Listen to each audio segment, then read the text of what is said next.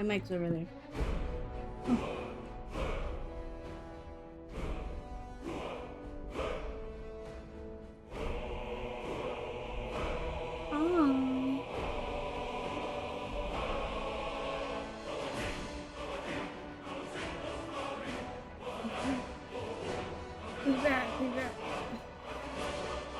We're gonna have a chill stream today. Just some boots.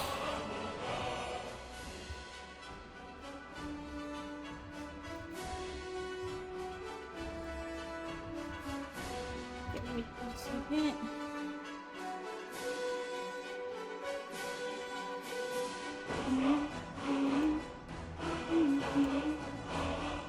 Okay. What was like the last thing we did in Skyrim?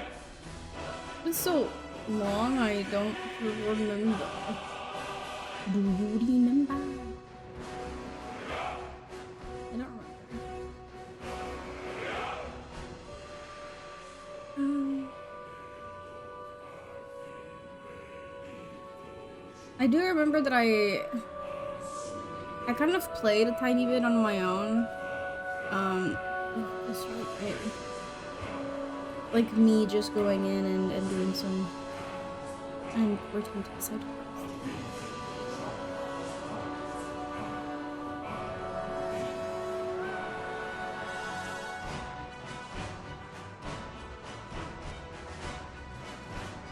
I also have a cat. She's chilling though.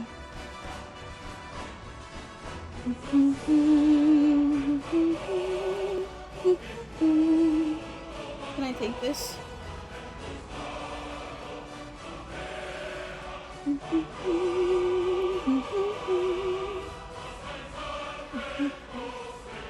Oh, I forgot this. Oh, hi. Can you just sit? Come on.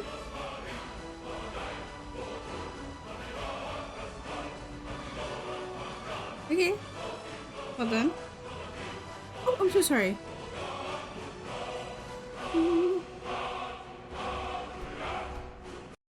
I wish it would like fade. I have a kitty.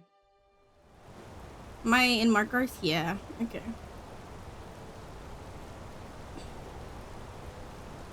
Oh, the game is so loud. I might have to turn it down a tiny bit.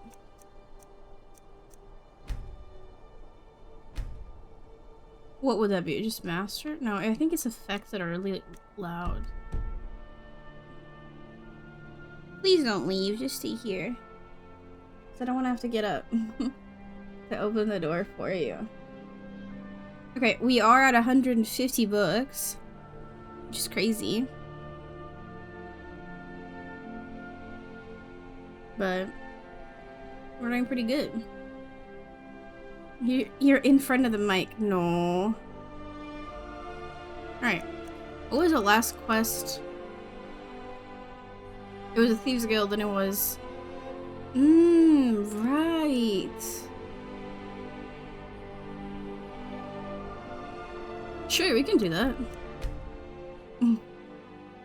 I also have a little kinder egg to eat.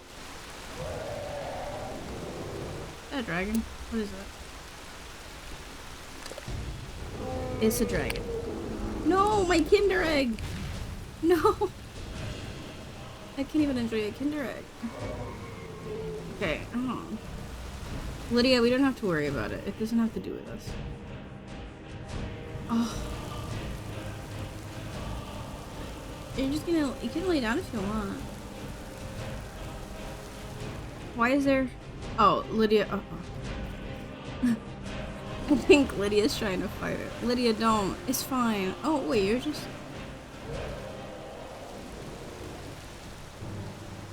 I think we're fine. We can leave. Okay.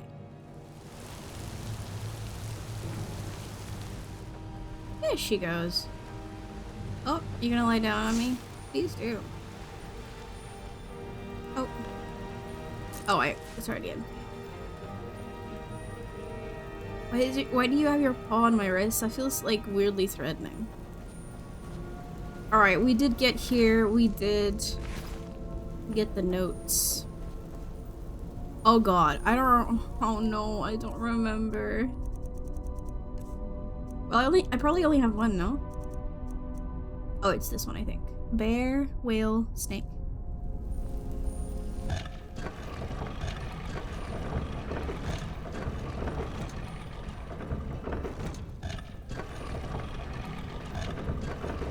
There you go. Oh, be careful. You've fallen off. Okay.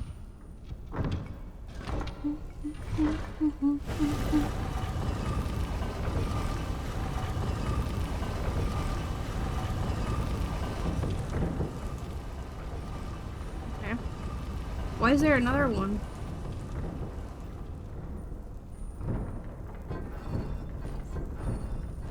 Right.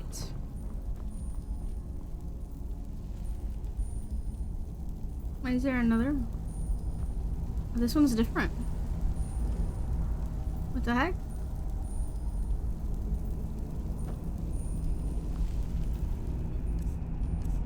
Do I have any other ones? I have this one. Bird, bird, dragon. That one might work. I don't remember.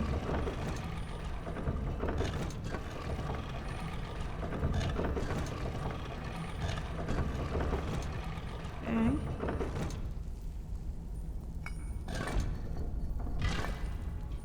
Oh. You're good.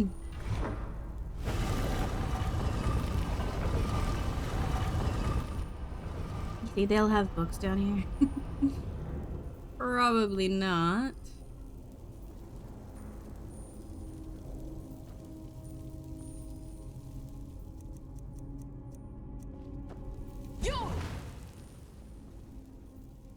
Oh, that didn't work the way I thought it would.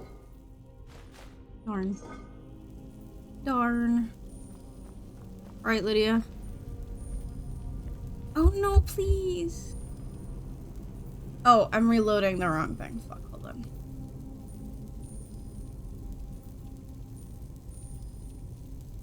There we go. Do you want to leave?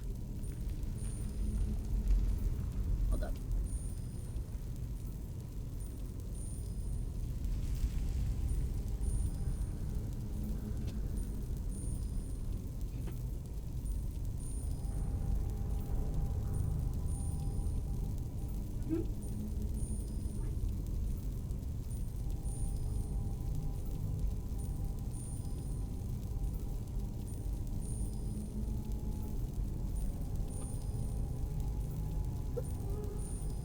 Okay. If she comes back, that'd be great. If she doesn't come back, that's okay too.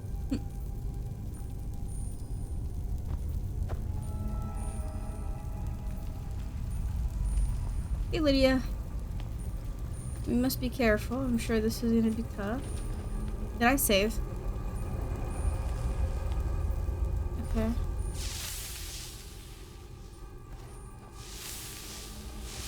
You have them all. Oh. Yeah, this does seem stupid, doesn't it?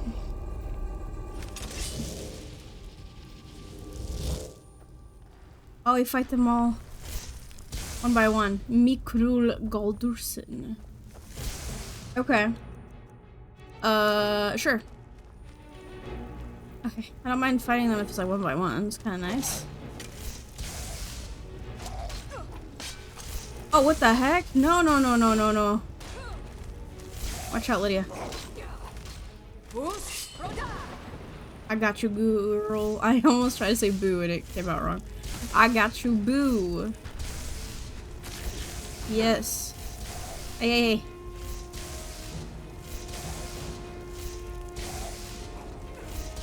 What are you doing? Are you doing okay?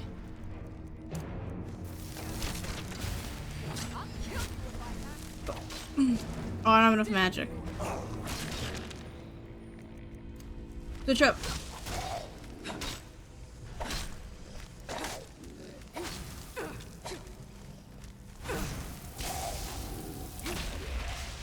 Ooh, soul captured.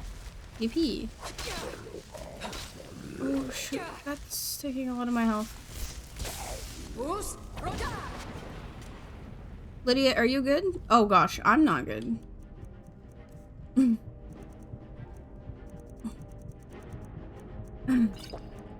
have a few of these. There you go, that'll do.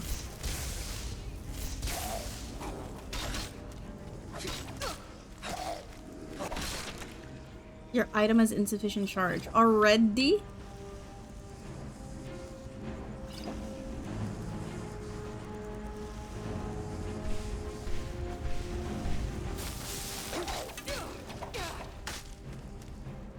Yeah.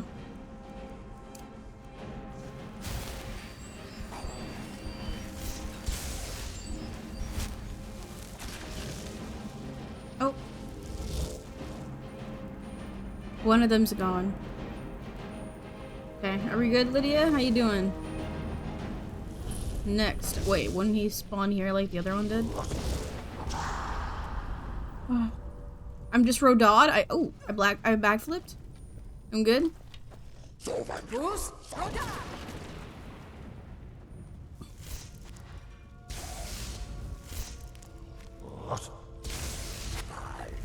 Ah, fuck. Wait. Is that all? You're just gonna do hide and seek, kinda? Okay, it's that one. Actually, maybe not. They're all Rodying me, so maybe it's not just that one. It's that one. It's the one that has the helmet inwards. Okay. It's that one! It's kind of hard to, like, attack before they Fusroda me. They spawn in with a Fusroda. Oh, God. Alright. Oh my god, I actually got him. Wait, did I? I think so. Yeah, I did. Great.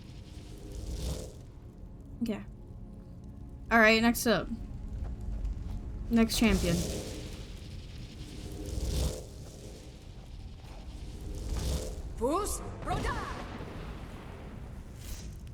Well, go, Lydia, go. Oh, I'm trying to spell him out. Oh, he's got magic too. Woo! He resisted lightning bolt. Now, why would you do that? Wait, he's undead, right? Well, he's gonna resist it. Yeah. Worth a shot.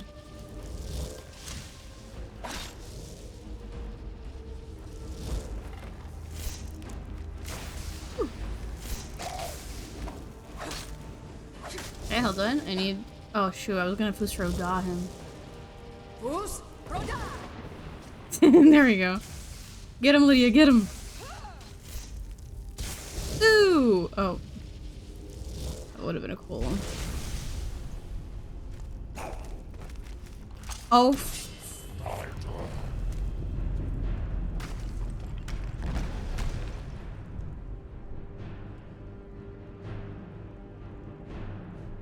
Lydia? Oh. Oh, wait, no. Hello.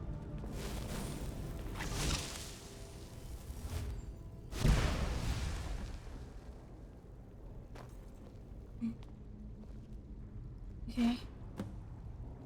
Done. We've done it. Alright, and what does it do exactly?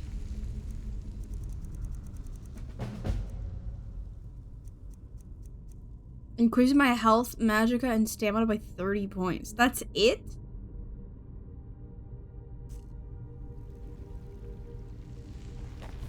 Okay. At least it's done.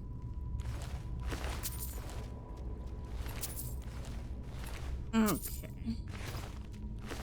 How much money do I have? 16. Okay. Well, Lydia, I think that's it.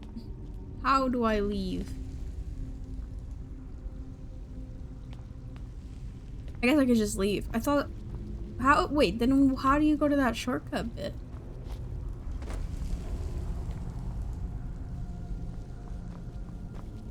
I don't know. Oh, it opened. Oh. Okay. Coin. Greater soul gem. A glass battle axe. I think I'm okay. I think technically what we have does more damage. The glass does look really cool, I'm not gonna lie, but it's not as good as what we already have.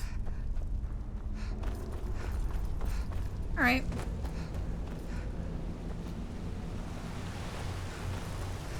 Oh, I miss playing Skyrim.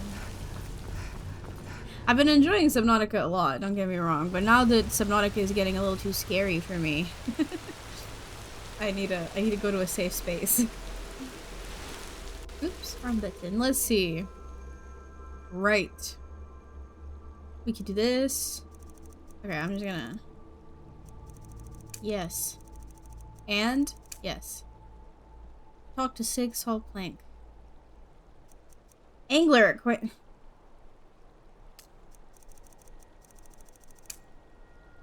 Ooh! Okay. Let's do this one first since we did... We have to go to Dawnstar for this! Wait, what quest is this?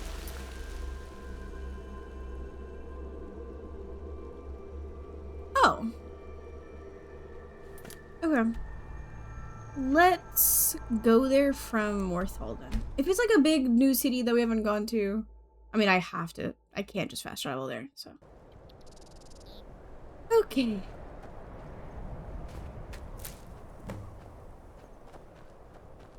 Hold up. 18. 19. Ah, shucks. I only need one more. There's gotta be another one around here, right? There was also the quest here we could do. Hello. Here for work. Get an axe and bring me all the wood you can chop. I saw Helgi's ghost in the ruins of your house. Really? How nice. She's your daughter, you don't care? I have Alva to take care of now. I don't need Helgi anymore. Right. Okay. I'd be a lot warmer, a lot happier. Interesting. You know what? Yeah, we could just do that quest since we're here. Let's do that. What is it called? What is it?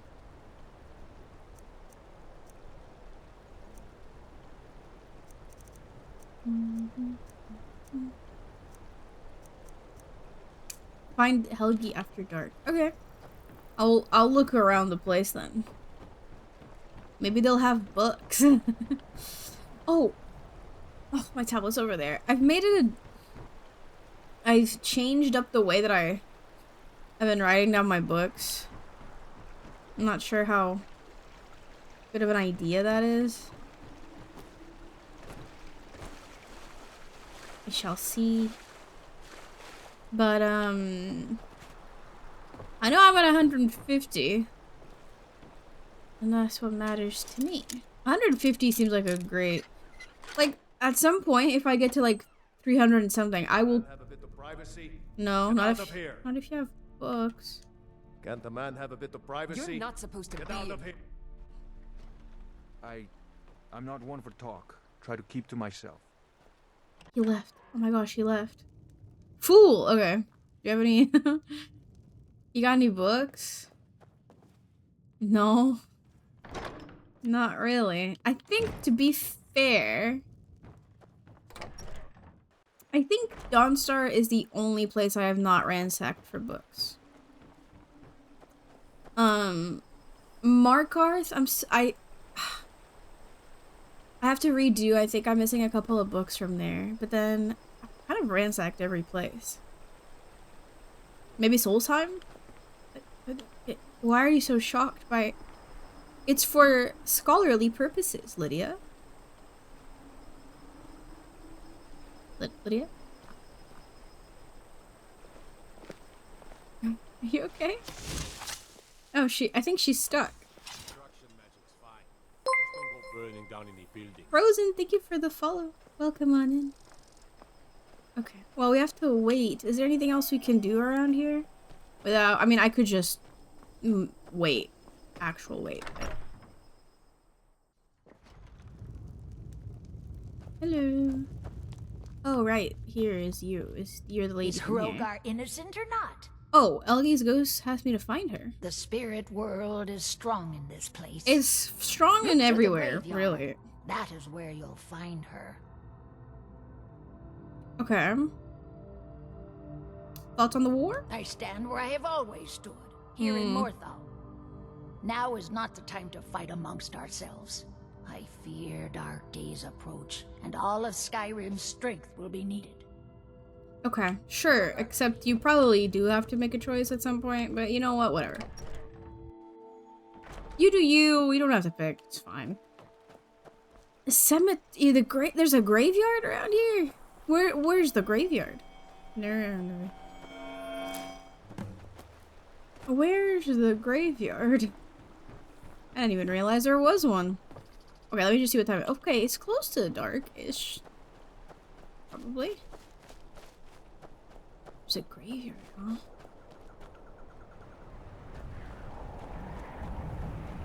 Why is there a marker right here? Is this the graveyard? Unironically, yes. Ah. What's going on here, huh? Child's coffin. Oh, this is where you have to see her, I guess. Why is it outside, though? No one's gonna think that's weird in this town? Okay, fine, I'll wait. What is after dark? Would 9 p.m. work?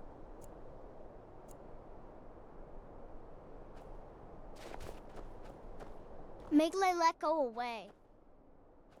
Okay, you want me to wait a bit more?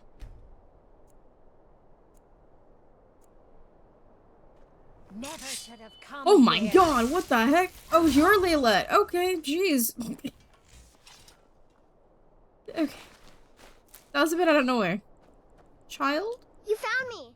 Layla was trying to find me too, but I'm glad you found me first. I don't think I Layla found you was told first. to burn Mommy and me, but she didn't want to. Okay. She wanted to play with me forever and ever. Oh, okay. I She thought that was kissed me gonna. on the neck, and I got so cold that the fire didn't even hurt. He's your spirit. Layla thought she could take She's me a and keep me, vampire. but she can't. I'm all burned up. Hold on, I'm having a. I'm tired. I'm gonna sleep for a while now. Okay, I'm gonna go talk to this man. Hello. She's dead. Layalette is dead. Oh, that's your wife. Anything you can tell me about that? Layalette. I thought she left to join the Stormcloaks. It's the perfect time to have my Kinder Egg. My poor Layalette. You notice anything strange? She began to spend a lot of time with Alva. Yet just a week before, she despised her. Oh god, it's melted. In fact, the night she disappeared, she was supposed to meet Alva. Alva told me later that she never showed up. I never got to tell her goodbye. Stinky ads? You're not supposed to be getting ads. What the heck? I changed it so that we wouldn't... Like, it's not... Usually, or before, you would get ads from me. But now it's not me anymore, it's just Twitch. I would rather you just get it from me then. What the fuck? Also, hi. Oh god. You think Alva? But that means... Ye Yeah. gods! You think Alva is a Ye vampire? Yeah. No, you're wrong. You must be wrong. Layalette may have met her fate out in the marsh. I refuse to believe Alva had anything to do with this. Why? There's no way you can prove it to the Jarl. I hope Alva is not what you think. Okay. I guess I'll just go into her house then. And I'm not gonna find anything suspicious whatsoever. Right? Right. Also, how is Subnautica? Hello? Was it good? Was it spooky? How does he not know there's a basement to his house? I think he's like under her spell. We're in a fan, why not? Because it was spooky, or? He just didn't like the game. That's really fine if you didn't. I didn't know what to do. Yeah. That makes sense. No tutorial. I mean, there's no tutorial in the first one either, to be fair. You kind of have to figure out. Oh. We're gonna get Azure in a minute. For 3 minutes, and then you'll be free. For the rest of the hour. Supposedly, anyway. Although I have seen people talk on Reddit, complain about, people getting ads when they shouldn't. Lipstick? Yeah. I just ate, so I have to retouch. Also, this means book time. What? Why are you laughing? I don't get the laugh. Anyways, book. Imagine wearing makeup. It's just lipstick. And what's wrong with makeup? Oh god, I don't remember. Oh no, I don't know which ones I've read. I'll have to remember. I'll have to use my little brain. I don't wear it unless it's a big event. I mean, I'm wearing it and I'm indoors. Like, in my house, so. I just like lipstick. Because if I don't wear lipstick, my lips look kind of dead. So. I do wear eyeliner sometimes, but not today. You don't like your face feeling confined? It's just lipstick. You don't feel it. If anything, it feels kind of nice. Depending on the lipstick. I don't wear foundation, but that's because my face can't take it. Sensory thing? Oh. I see. What should I read? Oh god. Racial phylogeny? Did I read this? Hold on. Plus, I just think it looks real pretty. Let me see. Kind of messed up the way that I was keeping track of this. Your cat is fat? No. Wait, what? What do you... Very important. Let's see. Did I read this one? The racial one? Unsure. No. Ads. Yeah, that one is on purpose. Notes on racial phylogeny and biology by the Council of Healers at the Imperial University. After much analysis of living specimens, the council long ago determined that all races of elves and humans may mate with each other and bear fertile offspring. Generally, the offspring bear the racial traits of the mother, though some traces of the father's race may also be present. It is less clear whether the Argonians and Khajiit are interfertile with both humans and elves. Though there have been many reports throughout the eras of children from these unions, as well as stories of unions with Daedra, there have been no well-documented offspring. Khajiit differ from humans and elves, not only their skeletal and dermal physiology, the fur that covers their bodies, but their metabolism and digestion as well. Put you up on my desktop and lyric. Alright. Argonians like the what now? Stretch. I don't feel like stretching that much. Stretch. Stretch. Okay, I can like pop my back. Maybe. Okay, that was my arm.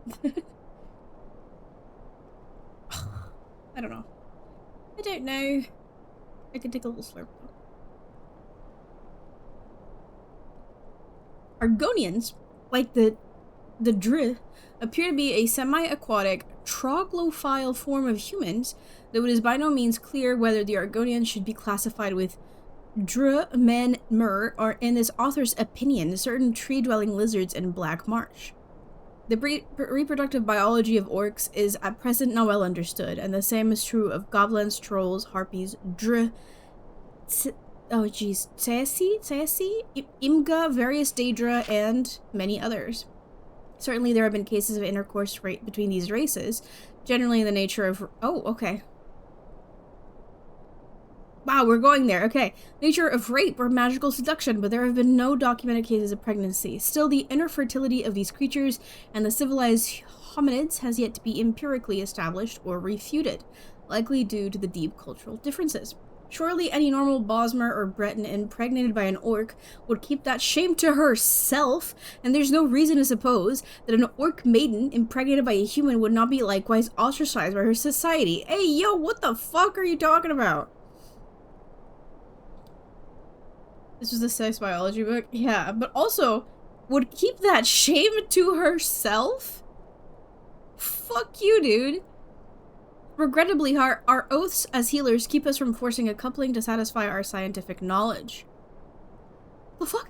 We do know, however, that the Sloat of Thras are hermaphrodites in their youth and later reabsorb their reproductive organs once they are old enough to move about on land. It can be safely assumed that they are not infertile with men or mer. One might further wonder whether the proper classification of these same races, to use the imprecise but useful term, should be made from the assumption of a common heritage, and the differences between them have arisen from magical experimentation, the manipulations of the so-called earth bones, or from gradual changes from one generation to the next. Eugenics. Motherfucker was like, if only we could keep a couple to experiment on with their offspring and the way they mate. Let's not do that. Alright. So that's 151 books. Uno más, uno más, uno más. Why are you? That's a cute emote.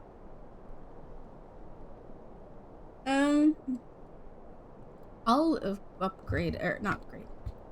I'll update how many we've... Oh, hold on, I got a video. Hold up.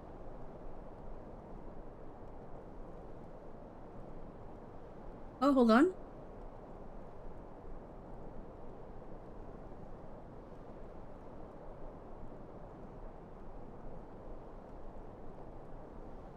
Give me a second. Sorry, the mod is just... He's on his way home.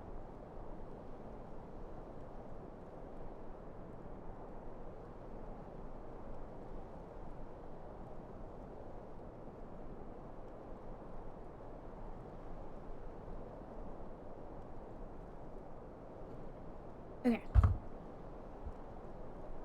Anyways, continuing.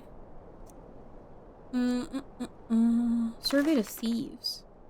Sure, by Anise Noru. This looks interesting, said Indik, his eyes narrowing to observe the black caravan making its way to the spires of the secluded castle. A gaudy alien coat of arms marked each carriage, the lacquer glistening in the light of the moons. Who do you suppose they are? They're obviously well off, smiled his partner, Haraya. Perhaps some new imperial cult dedicated to the acquisition of wealth. Go into town and find out what you can about the castle, said Indik. I'll see if I can learn anything about who these strangers are. We meet on this hill tomorrow night. Why? Why are you spamming random emotes? Not spamming, but... spamming would be like a wall of them. Haraya had two great skills. Okay, learn. Picking locks and picking information. By dusk of the following day, she had returned to the hill. Indik joined her an hour later. The place is called Ald Olira, she explained. It dates back to the Second Era when a collection of nobles built it to protect themselves during one of the epidemics. They didn't want any of the diseased masses to get into their midst and spread the plague, so they built up quite a sophisticated security system for the time. Of course, it's mostly fallen into ruin, but I have a good idea about what kind of locks and traps might still be operational. What did you find out? I wasn't nearly so successful, frowned Indik. No one seemed to have any idea about the group, even that there were... I'm assuming they were even here. That they were here, yeah. I was about to give up, but at the Charter House, I met a monk who said that his masters were a hermetic group called the Order of Saint Ednua. I talked to him for some time, this fellow name of Parathian, and it seems they're having some sort of ritual feast tonight. Are they wealthy? Embarrassingly so, according to the fellow, but they're only at the castle for tonight. I have my picks on me. Opportunity has smiled on us. She drew a diagram of the castle in the dirt. The main hall and kitchen were near the front gate, and the stables and secured armory were in the back. The thieves had a system that never failed. Haraya would find a way into the castle and collect as much loot as possible, while Indik provided the distraction. He waited until his partner had scaled the wall before rapping on the gate. Perhaps this time he would be a bard, or a lost adventurer. The details were most fun to improvise. Haraya heard Indik talking to the woman who came to the gate, but she was too far away to hear the words exchanged. He was evidently successful. A moment later, she heard the door shut. The man had charm. She would give him that. Only a few of the traps and locks of the armory had been set. Undoubtedly, many of the keys had been lost in time. One of her servants had been in charge of securing the Order's treasures had brought a few new locks to affix. It took extra time to maneuver the intricate hasps and bolts of the new traps before proceeding into the old but still working systems. But Haraya found her heart beating with anticipation. Whatever lay beyond the door, she thought, must be of sufficient value to merit such protection. When at last the door swung quietly open, the thief found her avaricious dreams paled to reality. A mountain of golden treasure, ancient relics glimmering with untapped magicka, weaponry of matchless quality, gemstones the size of her fist, row after row of strange potions, and stacks of valuable documents and scrolls. She was so enthralled by the sight, she did not hear the man behind her approach. "You must be Lady Trest," said the voice, and she jumped. It was a monk in a black hooded robe, intricately woven with silver and gold threads. For a moment she could not speak. This was a sort of encounter that Indik loved, but she could think to do nothing but nod her head with what she hoped looked like certainty. "I'm afraid I'm a little lost," she stammered. "Oh no. Sneeze time." Phew. Phew.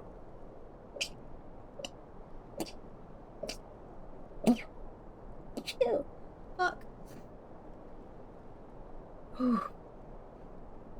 I can see that. The man laughed. "That's the armory. I'll show you the way to the dining hall." "We were afraid you weren't going to arrive. The feast is nearly over."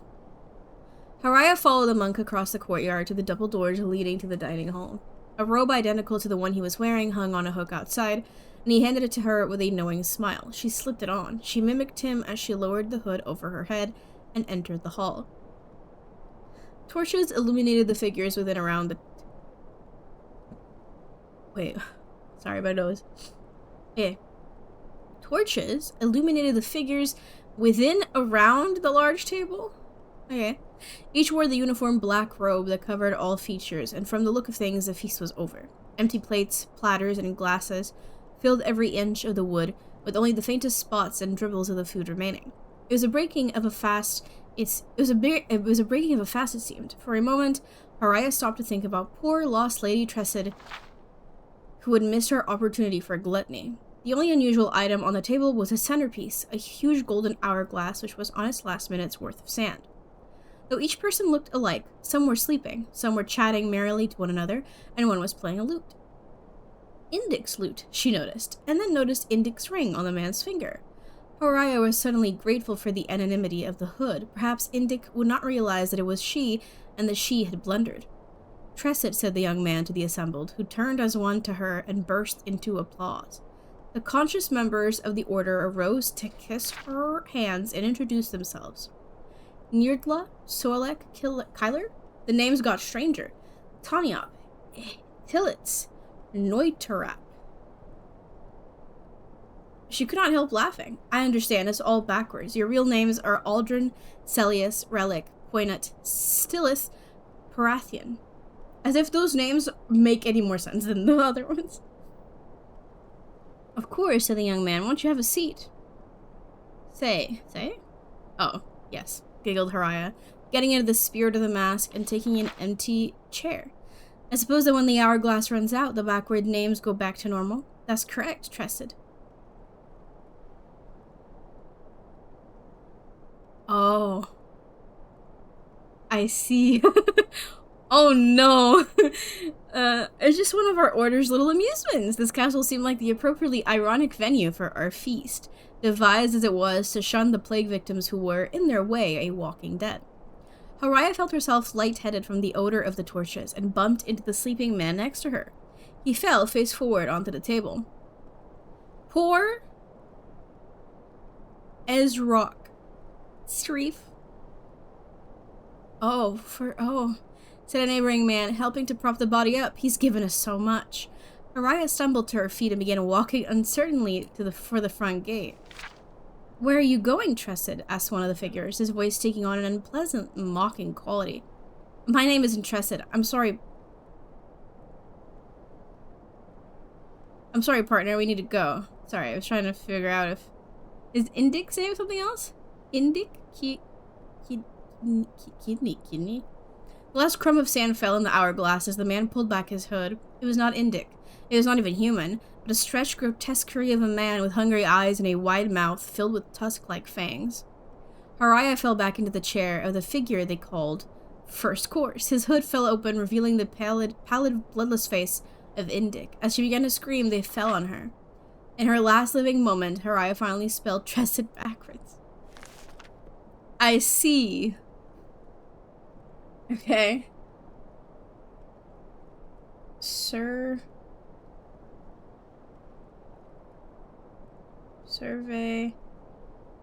of thieves.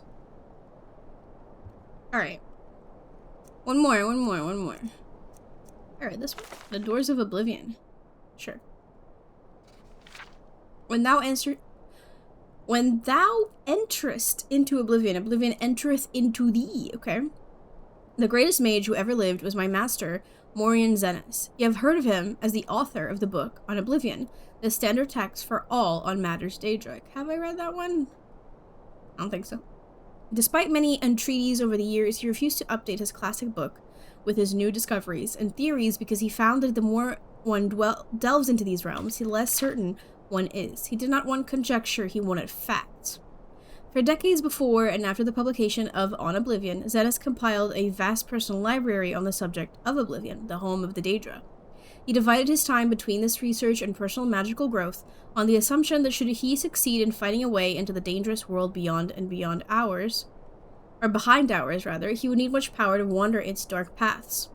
12 years before Zenas began the journey he had prepared his life to make, he hired me as his assistant. I possessed the 3 attributes he required for the position. I was young and eager to help without question. I could read any book once and memorize its contents, and despite my youth, I was already a master of conjuration. Zenas too was a master of conjuration, indeed a master at all the known and unknown schools, but he did not want to rely on his ability alone in the most perilous of his research. In an underground vault, he summoned Daedra to interview them on their native land, and for that he needed another conjurer to make certain they came, were bound, and were sent away again without incident. I will never forget that vault, not for its look, which was plain and unadorned, but for what you couldn't see. There were scents that lingered long after the summoned creatures had left. Flowers and sulfur, sex and decay, power and madness, they haunt me still to this very day. Conjuration, for the layman unacquainted with its workings, connects the caster's mind with that of the summoned. It is a tenuous link meant only to lure, hold, and dismiss, but in the hands of a master it can be much stronger. The Psijics and Dwemer can, in the drummer's case perhaps I should say could, connect with the minds of others and converse miles apart, a skill that is sometimes called telepathy. Over the course of my employment, Zenas and I developed such a link between one another. It was accidental, a result of 2 powerful conjurers working closely together, but we decided that it would be invaluable should he succeed in traveling to Oblivion. Since the denizens of that land could be touched even by the skills of an amateur conjurer, it was possible we could continue to communicate while he was there, so I could record his discoveries. The doors to Oblivion, to use Morian Zenas' phrase, are not easily found, and we exhausted many possibilities before we found one where we held the key. The Psijics of Artaeum have a place they call the Dreaming Cave, where it is said one could enter into the Daedric realms and return. Oh boy. What did I just... Oh. Is that an... I think that's an I. Iacasis, Sothasil, Nemetig, and many others have been recorded as using this means, but despite many entreaties to the Order, we were denied its use. Solaris, the leader of the Order, has told us it has been sealed off for the safety of all. We had hopes of using the ruins of the battle spire to access Oblivion. The Weir Gate still stands, though the old proving grounds of the Imperial Battle Mages itself was shattered some years ago in Jagartharn's time. Sadly, after an exhaustive search through the detritus, we had to conclude that when it was destroyed, all access to the realms beyond, the Soul Cairn, the Shade Perilous, and the Havoc Wellhead had been broken. It was probably for the good, but it frustrated our goal. The reader may have heard of other doors, and he may be assured we attempted to find them all. Some are pure legend, or at any rate, not traceable based on the information left behind. There are references in lore to Maruk's Abyss, the Corrington Mirror, The Mantlan crux, the crossroads, the mouth, a riddle of an alchemical formula called jacinth and rising sun, and many other places and objects that are said to be doors, but we cannot find. Some exist but cannot be entered safely. The whirlpool in the Abyssian called the Maelstrom of Baal can make ships disappear, and may be a portal into oblivion, but the trauma of riding its waters would surely slay any who tried. Likewise, we did not consider it worth the risk to leap from the Pillar of Thras, a 1,000-foot-tall spiral of coral, though we witnessed the sacrifices the Slows made there. Some victims were killed by the fall, but some, indeed, seemed to vanish before being dashed on the rocks. Since the Slow did not seem certain why some were taken and some died, we did not favor the odds of the plunge. I mean, what's to say that they do go somewhere else, but then they just splat on the other side. The simplest and most maddeningly complex way to go to oblivion was simply to cease to be here and begin to be there. Throughout history, there are examples of mages who seem to travel to the realms beyond ours, seemingly at will. Many of these voyagers are long dead, if they ever existed, but we were able to find one still living. In a tower off Zephyrbel Bay on the island of Vardenfell in the province of Morrowind, there exists a very old, very reclusive wizard named Divaith Fear. Wait, I feel like I've read about this guy before. He was not easy to reach, and he was reluctant to share with Morian Zenas the secret door to oblivion. Fortunately, my master's knowledge of lore impressed Fear, and he taught him the way. I'd be breaking my promise to Zenas and Fear to explain the procedure here, and I would not divulge it even if I could. If there is dangerous knowledge to be had, that is it. But I do not reveal too much to say that Veer's scheme relied on exploiting a series of portals to various realms created by a Telvanni wizard, long missing and presumed dead. Against the disadvantage of this limited number of access points, we weighed the relative reliability and security of passage and considered ourselves fortunate in our informant. Morian Zenas then left this world to begin his exploration. I stayed at the library to transcribe his information and help him with any research he needed. Dust, he whispered to me on the first day of his voyage. Despite the inherent dreariness of the word, I could hear his excitement in his voice, echoing in my mind. I could see from one end of the world to the other in a million shades of gray. There's no sky or ground or air, only particles, floating, falling, whirling about me. I must levitate and breathe by magical means. Zenas explored the nebulous land for some time, encountering vaporous creatures in palaces of smoke. Though he never met the prince, we concluded that he was in Ashpit, said to be the home of Malakath, where anguish, betrayal, and broken promises like ash filled the bitter air. The sky's on fire, I heard him say as he moved on to the next realm. The ground is sludge but traversable. I see blackened ruins all around me, like a war was fought here in the distant past. The air is freezing. I cast blooms of warmth all around me, but it still feels like daggers of ice stabbing me in all directions. This was Cold Harbor, where Molag Bal was prince. It appeared to Zenas as if it were a future Nirn under the king of rape, desolate and barren, filled with suffering. I could hear Morian Zenas weep at the images he saw, and shiver at the sight of the imperial palace, spattered with blood and excrement. Too much beauty, Zenas gasped when he went to the next realm. Oh, okay. I'm half blind. I see flowers and waterfalls, majestic trees, a city of silver, but it is all a blur. The colors run like water. It's raining now, and the wind smells like perfume. This surely is Moonshadow, where Azura dwells. Zenas was right, and astonishingly, he even had audience with the Queen of Dusk and Dawn in her Rose Palace. She listened to his tale with a smile and told him of the coming of the Nevavarine. Oh my gosh. So this was before the events of Morrowind. My master found Moonshadow so lovely he wished to stay there, half blind forever, but he knew he must move on and complete his journey of discovery. I'm in a storm, he told me as he entered the next realm. He described the landscape of dark, twisted trees, howling spirits, and billowing mist, and I thought he might have entered the deadlands of Mehrunes Dagon. But then he said quickly, no, I'm no longer in a forest. There was a flash of lightning, and now I'm on a ship. The mast is tattered, the crew is slaughtered. Something is coming through the waves. Oh gods. Wait, now I'm in a dang dungeon, in a cell. He was not in the Deadlands, but Quagmire, the nightmare realm of Vermina. Vernima? Is it Vermina? I don't fucking know, actually. Every few minutes there was a flash of lightning and reality shifted, always to something more horrible and horrifying. A dark castle one moment, a den of ravening beasts the next, a moonlit swamp, a coffin where he was buried alive.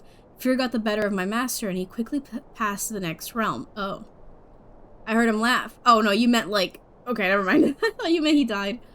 I heard him laugh. I feel like I'm home now. Mori and Zennis described to me in an endless library. Oh, this is probably, God, what's his name? Hermaeus Mora. Shelves stretching on in every direction, stacks on top of stacks. Pages floated on a mystical wind that he could not feel. Every book had a black cover with no title. He could see no one, but felt the presence of ghosts moving through the stacks. Rifling through books, ever searching. It was Apocrypha, the home of Hermaeus Mora, where all forbidden knowledge could be found. I felt a shudder in my mind, but I could not tell if it was my master's or mine. Mori and Zennis never traveled to another realm that I know of. Throughout his visits to the first 4 realms, my master spoke to me constantly. Upon entering the Apocrypha, he became quieter, as he was lured into the world of research and study, the passions that had controlled his heart while on Nirn. I would frantically try to call to him, but he closed his mind to me. And then he would whisper, "This cannot be." No one would ever guess the truth. I must learn more. I see the world, a last illusion's shimmer. It is crumbling all around us. I would cry back to him, begging him to tell me what was happening, what he was seeing, what he was learning. I even tried using conjuration to summon him as if he were a Daedra himself, but he refused to leave. Mori and Zennis was lost. I last received a whisper from him 6 months ago. Before then, it had been 5 years, and 3 years before that. His thoughts are no longer intelligible in any language. Perhaps he is still in Apocrypha, lost but happy, in a trap he refuses to escape. Perhaps he slipped between the stacks and passed into the madhouse of Shiogorath, losing his sanity forever. I would save him if I could. I would silence his whispers if I could. Damn, I like that book. That was interesting. Okay. We will be going to the Hermaeus Mora place, so... I guess we got lucky to be, like, not too taken in. I think my canon... my canon version is that my character is like, ooh, so many books! And then she realizes that she can't take any of them with her. And, that kind of ruins it. She breaks out of it because of that. Alright, let me really quickly... Oh, excuse me. Really quickly update to 153. 153. No, that's 4. 3. We'll do that. Sorry, give me just one quick second.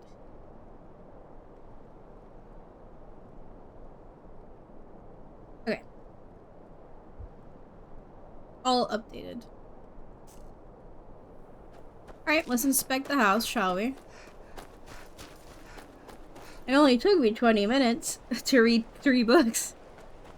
That's fine. That's what I'm here for. To enjoy the book. Oh, isn't that Alva? Is she going home? Hello. I like that outfit. Out of her misery. Well, aren't you the pretty one? I bet all the men chase after you. No, not that I'm aware of. No. Get that accursed mace away.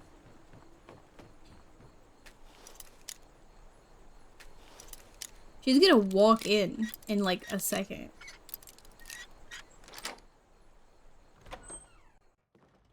I won't let you hurt Alva. Never should have come here. Kill him, Lydia. Well, I feel kind of bad about this, but not really. We are routed. Fall back. Oh no, you don't. Hey. God, no!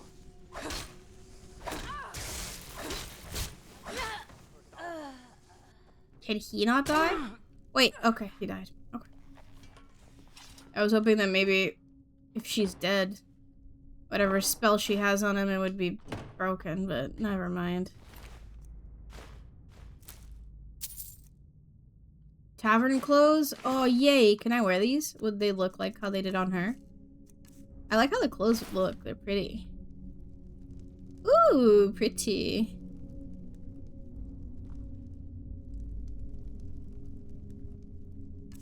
Okay. But my outfit is, it is indeed, better for armor purposes. Oh, they got... Oh, I already read that one. God, I've been getting such bad headache. Yesterday, I had a really tough time falling asleep. I went to bed really early because it hurt so bad, and then I ended up waking up at midnight because the pain was so much that it woke me up. Pretty. So I had to take a pill. I've just been getting a lot of headaches lately. Ah, okay, this is a little suspicious. Okay, well, they're already dead. My life is dreary. Can you please get the fuck out of the... Okay, where is... I'm assuming my prince come to rescue me? Where is my bold Nord warrior to sweep me off my feet? I met a man today when picking night flowers. He's exciting and exotic. We kissed in the moonlight. It was so romantic. I'm going to see him again tonight. Now I understand the true colors of the night. Movarth has shown me the true black of night and the true red of blood. He has promised me a feast of blood if I do his bidding in Morthal. Hrogar was easy to seduce. Movarth said I should find a protector first, someone to watch over my coffin during the day. Hrogar is perfect. Laylette came to visit me tonight. She slaked? I've never seen that word. My thirst. I've hidden her away to let her arise as my handmaiden. I've spread the rumor in town that she left to join the war. Fools. Movarth has confided his grand plan to me. I am to seduce the guardsmen one at a time and make them my slaves. Then he and the others from the coven can descend upon Morthal and take the entire town. We won't kill them. They'll become cattle for our thirst, an endless supply of blood and an entire town to protect us from the cursed sun. Hrogar's family is becoming inconvenient. I've told Laylette to kill them all. Why is... There we go. But make it look like an accident. Hrogar must be seen as innocent if he's going to be my protector. That little fool, Laylette burnt Hrogar's family alive. I asked for an accident and she gave me a scandal. To make matters worse, she tried to turn his little girl Helgi, except Laylette couldn't even get that right. She killed the child and left the body to burn. Something is wrong with Laylette. She keeps talking about Helgi. I think her mind has snapped. She seems to think that the child can still be brought back to be her companion. There's a stranger in town looking into the fire. I'll have to be careful. You aren't very careful. I mean, what's in here? Tomatoes? I mean, I guess that's fine. She can't be a vampire if she's just eating tomatoes. Anyways. Dun, dun, dun. Will they be okay with the fact that I killed that guy? Let's hope so. Plus the fact that she's naked. It was evidence. I took it in as evidence. I swear. Is she asleep? Yeah. Wake up. Wake up. Wait. Is Hrogar innocent or not? Alva? Didn't think she had it in her. Really? She's a vampire? She wanted to make slaves of all of you. I assume you have proof? Can't go making accusations like that without proof. Here you go. So it's true, the traitorous bitch. Morthal owes you a debt. Here, you were promised a reward for solving the crime, but I need one more favor from you. Morthal is still in danger. The journal mentions Movarth, a master vampire I thought was destroyed a century ago. I'll gather together some able-bodied warriors to clean out Movarth's lair. They'll be waiting outside for you to lead them. Okay. Until next time. Is that blood on the stone, or is that... I'm gonna assume it's like...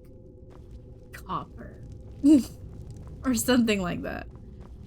It's part of the stone. It's definitely not blood. Hello. Oh god, what are you fuckers gonna do? Like, realistically? Okay, who do I speak? Which one of you is the leader? Don't fret over the gloom. There's nothing to fear. The strongholds keep to themselves. Skyrim hasn't always been kind to the orcs. They still aren't. For an outsider like you to be accepted, an orc would have to make you blood. Trust like that is not freely given. Fair enough. Fight well. The gods know what you've done. All right, then.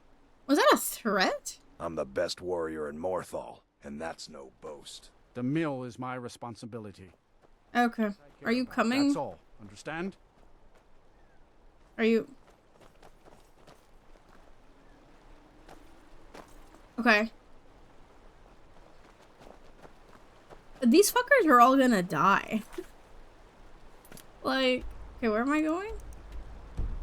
Oh, I've already, yeah, right. I did already find that spot. These fuckers are all gonna die. What is it, Imperial? So, hold on, let me change the nice and warm coloring instead.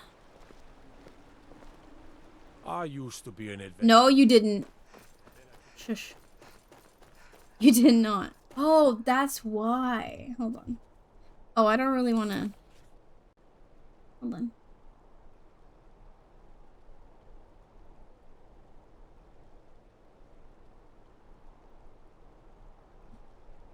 Sorry, give me just one quick second.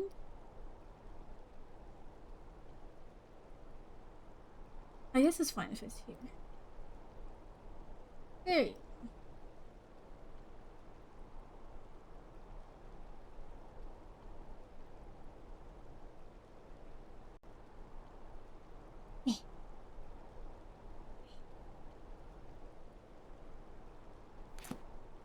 I think I can tell them to just stay back.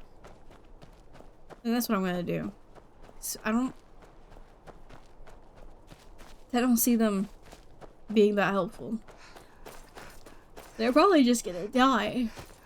And then what?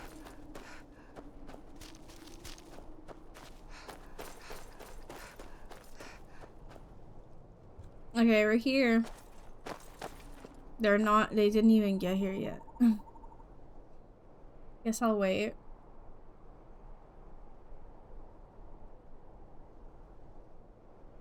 I just want to make sure they don't come with me. I guess I could just go in. Huh.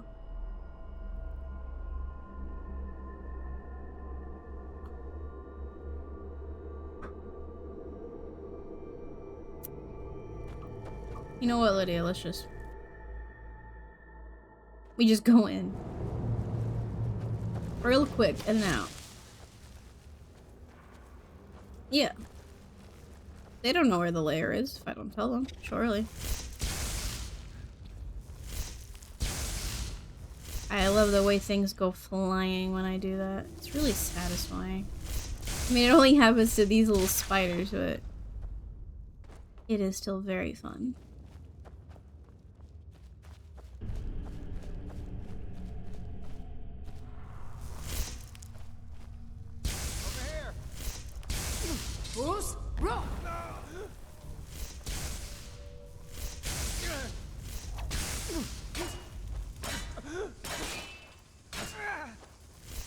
Do you please? Do your worst. No soul gem large. I need to get more soul gems. I didn't pick any soul gems up, and now it's biting me in the ass. I don't think I need them.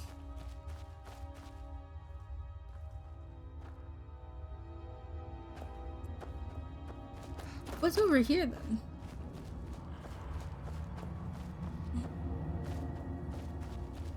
Oh, just bodies. Okay. I mean, yeah, being a vampire and like killing everybody is not very sustainable because at some point you run out of things to eat.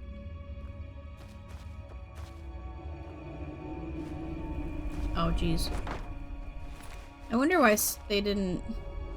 Why some of them are just bones. I guess some of them were tastier. There's a lot of clothes, though.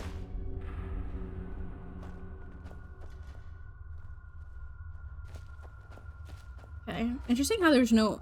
Especially because you can be a cannibal. Interesting how there's no human meat item. Or maybe there is. Actually, that might be. Well, there's a human heart. So. Go. Go. Go. Ow. Okay. Yes. Resist. Is there a resist vampire shit?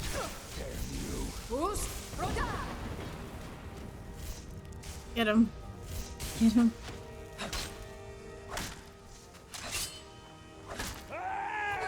Oh, fuck, I'm dead. Damn. I don't like how I've noticed, it's a bug. Surprise. When I shout at them, their names stop showing up at the top until like it resets. Oh my god.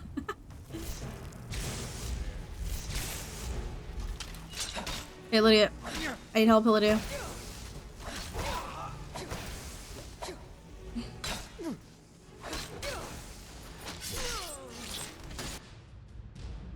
Damn. Lydia, are you here? You are. Okay.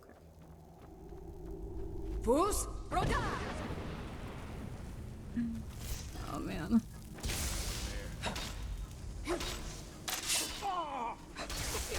You can't hide from me! Ah! What was that? What the heck? Ooh. Hey, Lydia, you fight that guy, I'll fight this guy.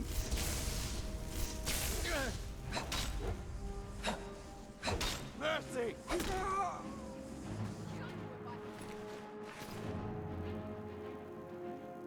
Why is there another ball? Oh shit.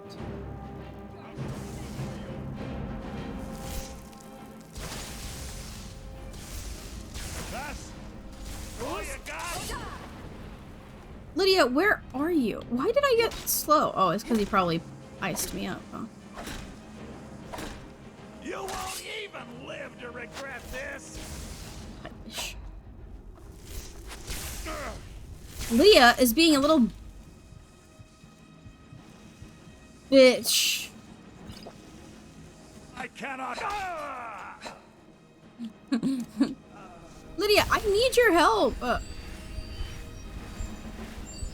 Oh, is this human meat? Oh, it's raw beef. No specification on what kind. Okay, the only thing I shouldn't have yelled because I shouldn't have shouted. But stuff all went flying. You think You stand a chance? I'll find. What? What? Over here. I don't know where over here is. Where's over here? Lydia, do you know? Enjoy killing you. Okay, I don't know where they are. Let them come to me.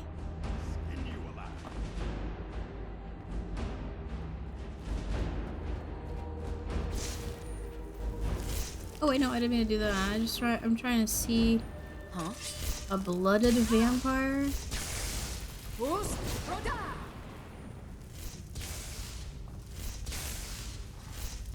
Lydia, get in there.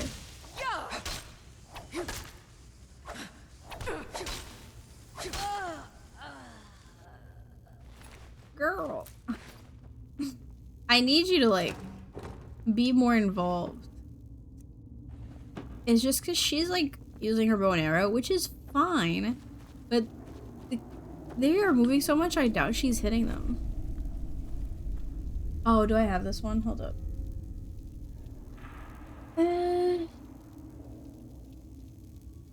Oh shoot. I've made this really confusing. I didn't get a tudum, so I'm assuming I have it. Still here. Let me see. How can I serve you, my Thane? I've changed up the way that I do this, and it's made it confusing. Wait, why are they not in order? Oh, cause right.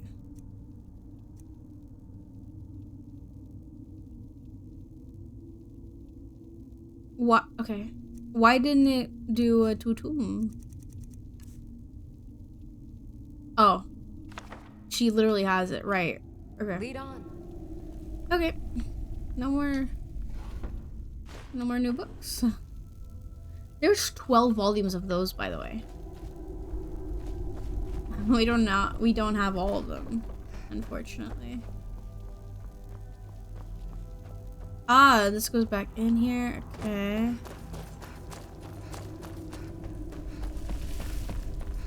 And where? What? Hello?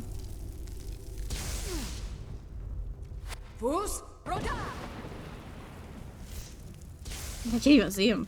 He's in there. He's in there somewhere. Damn you!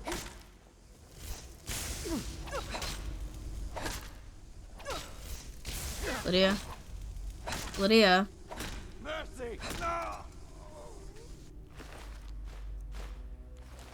Ooh, a Nordic bow. I haven't seen one of those yet. Is it better? Then it's 15. It looks cool. I think mine is better. Oh, it's the same. Oh, Lydia wasn't even here. The Book of Daedra, we did read that already. Unfortunate.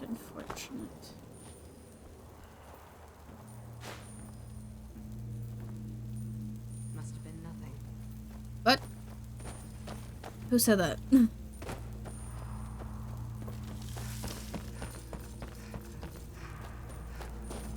Okay, now I go here. What was that? Oh no, there were books in there! Oh no, I've made a mess.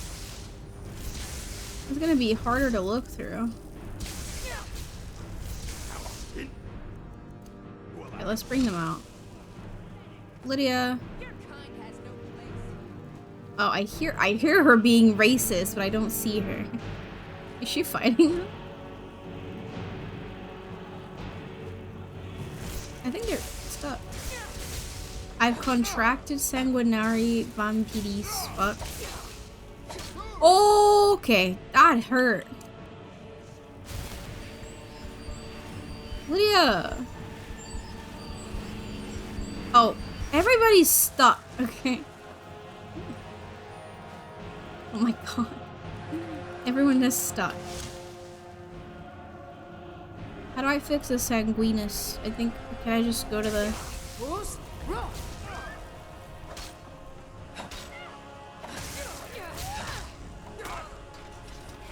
No, did that kill me? You should probably be in bed. You're looking a bit at... Wait. No! Oh my god. Why? Like, Lydia just keeps getting stuck. This is so silly.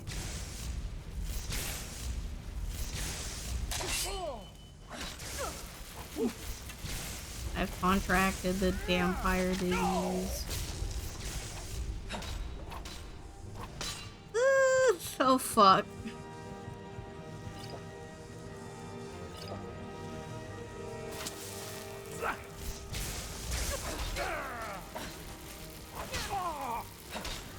Oh my god. Oh no. Oh, the other guy comes, so he's incapacitated. What was that? Oh, never mind.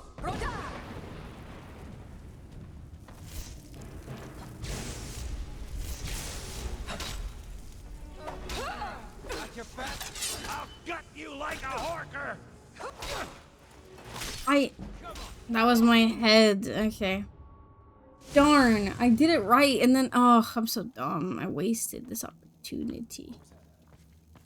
Come here. I've got your back. I am sworn to carry your burdens. Mm-hmm. Give me that. Where is it? Give it to me. You lead, I'll follow. Wait. Still here. She's not How even... can I serve you, my Thane? She's using a hunting bow. What?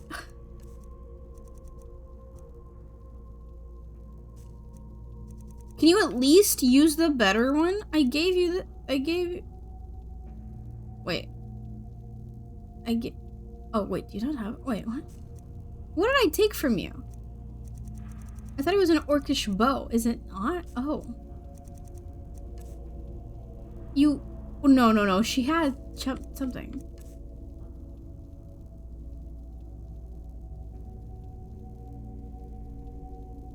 You lead, I'll follow. What the did I just hallucinate that? I don't know.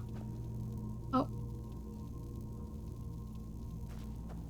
Fools?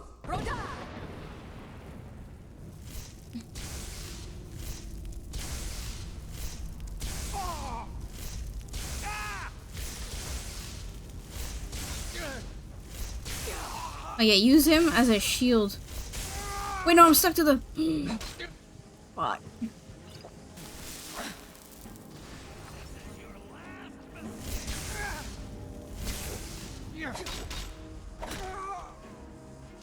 Okay, we got one. Why do they all go there? Bruce, Rhoda!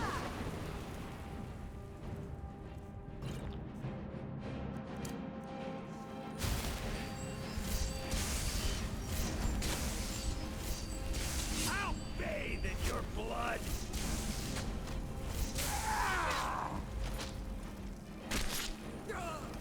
Oh my god! Why is Lydia? She just...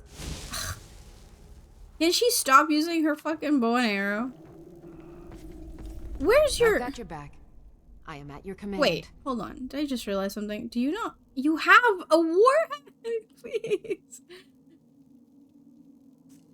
Use it!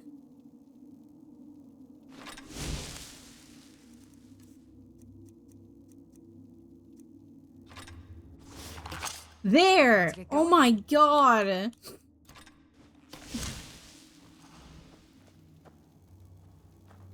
Use that. I think her mouth is still open. I think she's broken. Someone there? Rhoda! Lydia? You're nothing. Lydia? Where is she?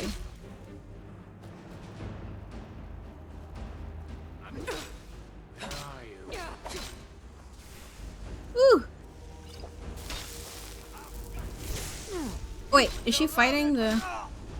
She is! Oh my gosh, she actually is fighting him. Okay, there we go. This will be a bit easier now that we're tag teaming him, instead of somebody just being in the corner.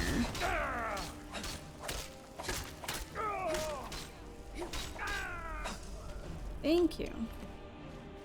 My god, save again, so we can fight the other guys and not have an issue. God.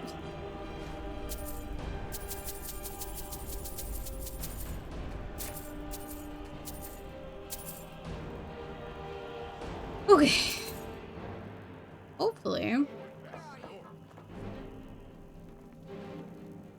I saved. Things are just a little broken. Like, these fuckers are stuck in here. I contracted the vampire disease. Okay. Go, Lydia. No, Lydia! Lydia, let me through! Oh my god. Got stuck. She wouldn't let me out. God damn it. This game is so broken. No, okay. You go in there. Thank you. Okay. Wait, no, she got her bow and arrow out again.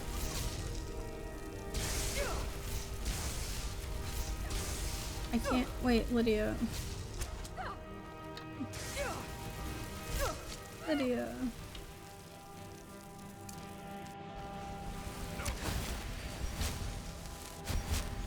This is all I can do.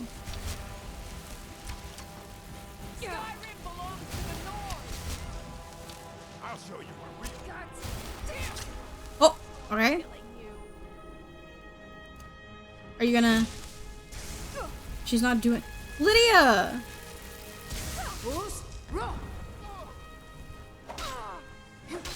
You think you stand a chance?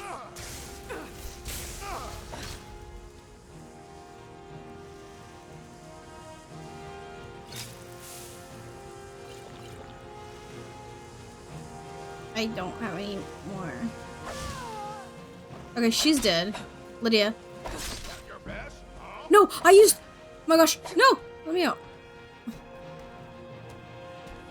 Lydia, help out. Are you prepared to... Oh my god. You won't leave that area. It's glitched. There's like an invisible wall that they can't go through.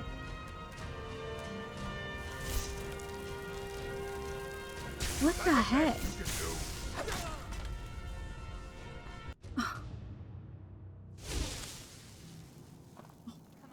I fucking hate this. I only like reading in this game. That's the only thing I like to do. Okay, go on. Get in there. Because you're gonna get me stuck otherwise. You're pathetic. Real fight. Bruce, Rhoda! Why are you leaving? You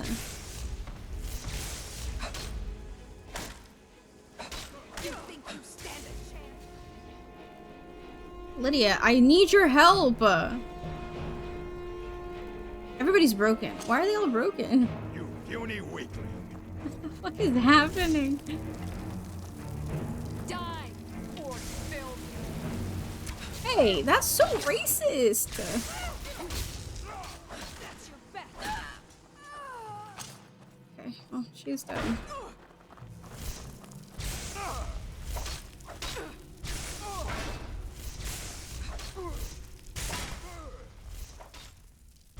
Now you'll pay.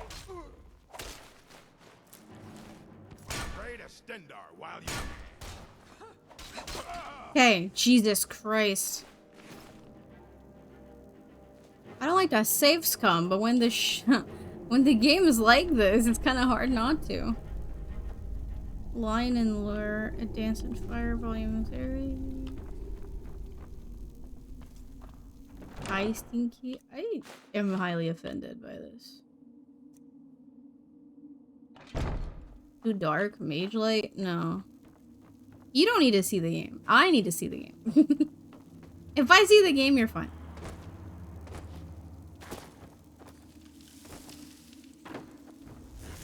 Is someone there? What? Huh? Oh!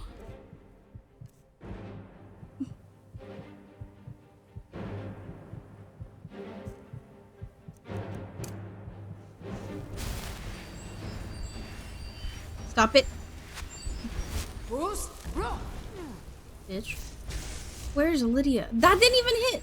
I hate this game. Lydia's broken. She's fucking gliding!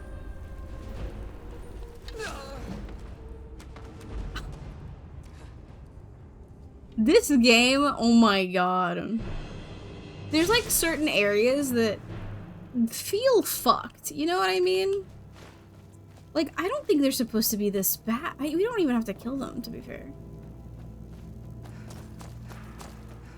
But it's like, she's literally, she won't go. Bruce, Rhoda!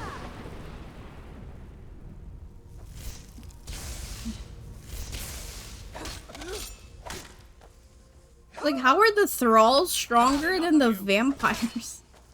That's kind of crazy. I'm gonna die again. Lydia, do something! No! No! Oh my god.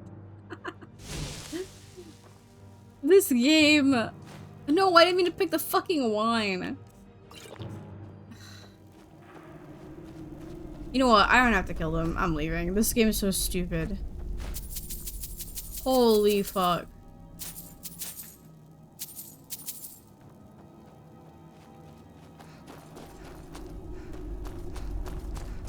I don't understand how they're so beefed up. They're stronger than the vampires. And then Lydia keeps getting stuck. I don't even know where she is anymore. Oh my god. Lydia just gets... Maybe Lydia needs a bit of a vacation. You know? Maybe she goes out for... She stays in Whiterun for a couple of days. I bring somebody else. She needs some rest. Oh, there she is. Hi. Oh.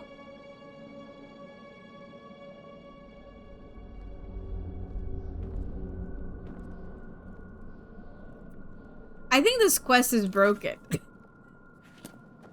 I don't know what gave me that, that idea. But there might be something here that's not quite right. Oh, by the way, those fuckers that supposedly were supposed to come with me, they didn't even come. Oh my god, okay.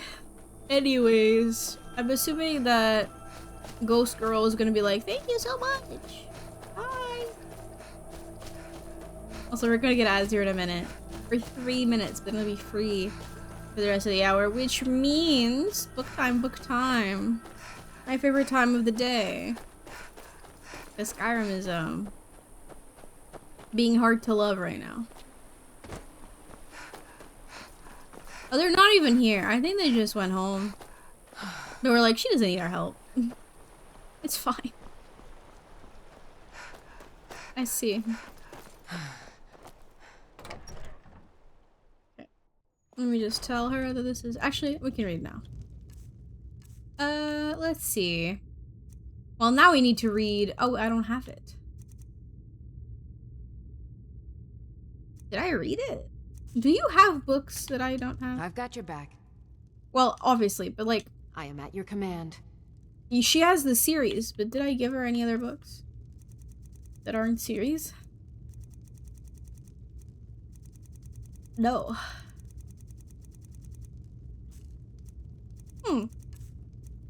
Did I read On Oblivion then? I read a book called On the Oblivion Crisis. I remember that, yeah. Or The Oblivion Crisis. And then On Oblivion I have not read, but I had that book. Oh, there it is. On Oblivion. Oh, okay. We're good. Sure, we can read this one, since it's connected to the other one. Okay. It is improper, however customary, to refer to the denizens of the dimension of Oblivion as demons. Playing Satisfactory on your Steam Deck? How is it? Is it good? While you manually craft, you're checking in. But you don't... It's alright. It's good. Good. This practice probably dates to the Alessian doctrines of the First Era prophet Maruk, which rather amusingly forbade traffic with daemons. Sure, and then neglected to explain what daemons were. It is most probable that daemon is a misspelling or etymological rendition of Daedra, the old elven word for those strange, powerful creatures of uncertain motivation who hail from the dimension of Oblivion. Daedra is actually the plural form. The singular is Daedroth. Oh, I didn't know that. In a later tract by King Hael the Pious of Skyrim, almost 1,000 years after the publication of the original doctrines, the evil machinations of his political enemies are compared to the wickedness of the demons of Oblivion. Their depravity equals that of Sanguine itself. They are cruel as Boethia, calculating as Molech Bal, and mad as Sheogorath. Hael the Pious thus long-windedly introduced 4 of the Daedra lords to written record. Starting a new save since your main one is a stream save. I would not have the patience to have 2 different saves, to be honest. But I understand. Wait, what is it called? On Oblivion. Okay. But the written record is not, after all, the best way to research Oblivion and the Daedra who inhabit it. Those who traffic with demons seldom wish it to be a matter of public account. Nevertheless, scattered throughout the literature of the First Era are diaries, journals, notices for witch burnings, and guides for Daedra slayers. These I have used as my primary source material. They are at least as trustworthy as the Daedra lords I have actually summoned and spoken with at length. Want to try building a new base setup this way? I don't need to tear down everything. Also means I need to level up a bunch though. Oh, I don't know anything about Satisfactory. I don't know what you're doing. I don't know. Apparently, Oblivion is a place composed of many lands, thus the many names for which Oblivion is synonymous. Cold Harbor, Quagmire, Moonshadow, etc. It may be correctly supposed that each land of Oblivion is ruled over by one prince. The Daedra princes whose names appear over and over in ancient records, though this is not an infallible test of their authenticity or explicit existence to be sure, are the aforementioned Sanguine, Boethia, Molech Bal, and Sheogorath, and in addition, Azura, Mephala, Clavicus Vile, Vernima? I think it was Vermina. Is it a meme? Okay. Meme. I mean, I'm not gonna get it, so.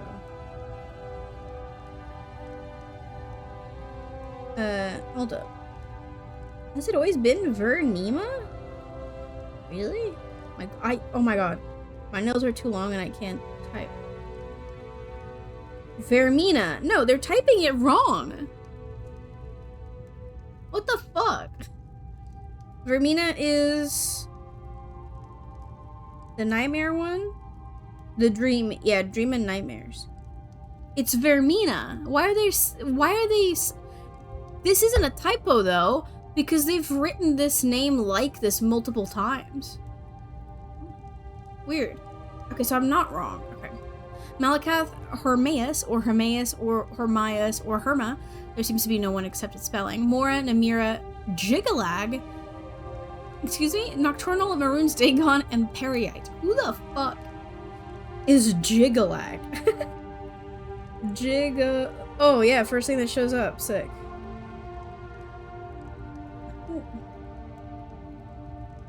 Oh, I didn't know about this guy. Shivering Isles expansion. Interesting.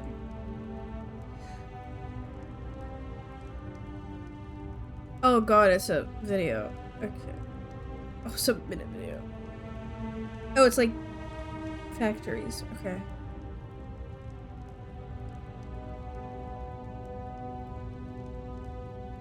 Okay, I see.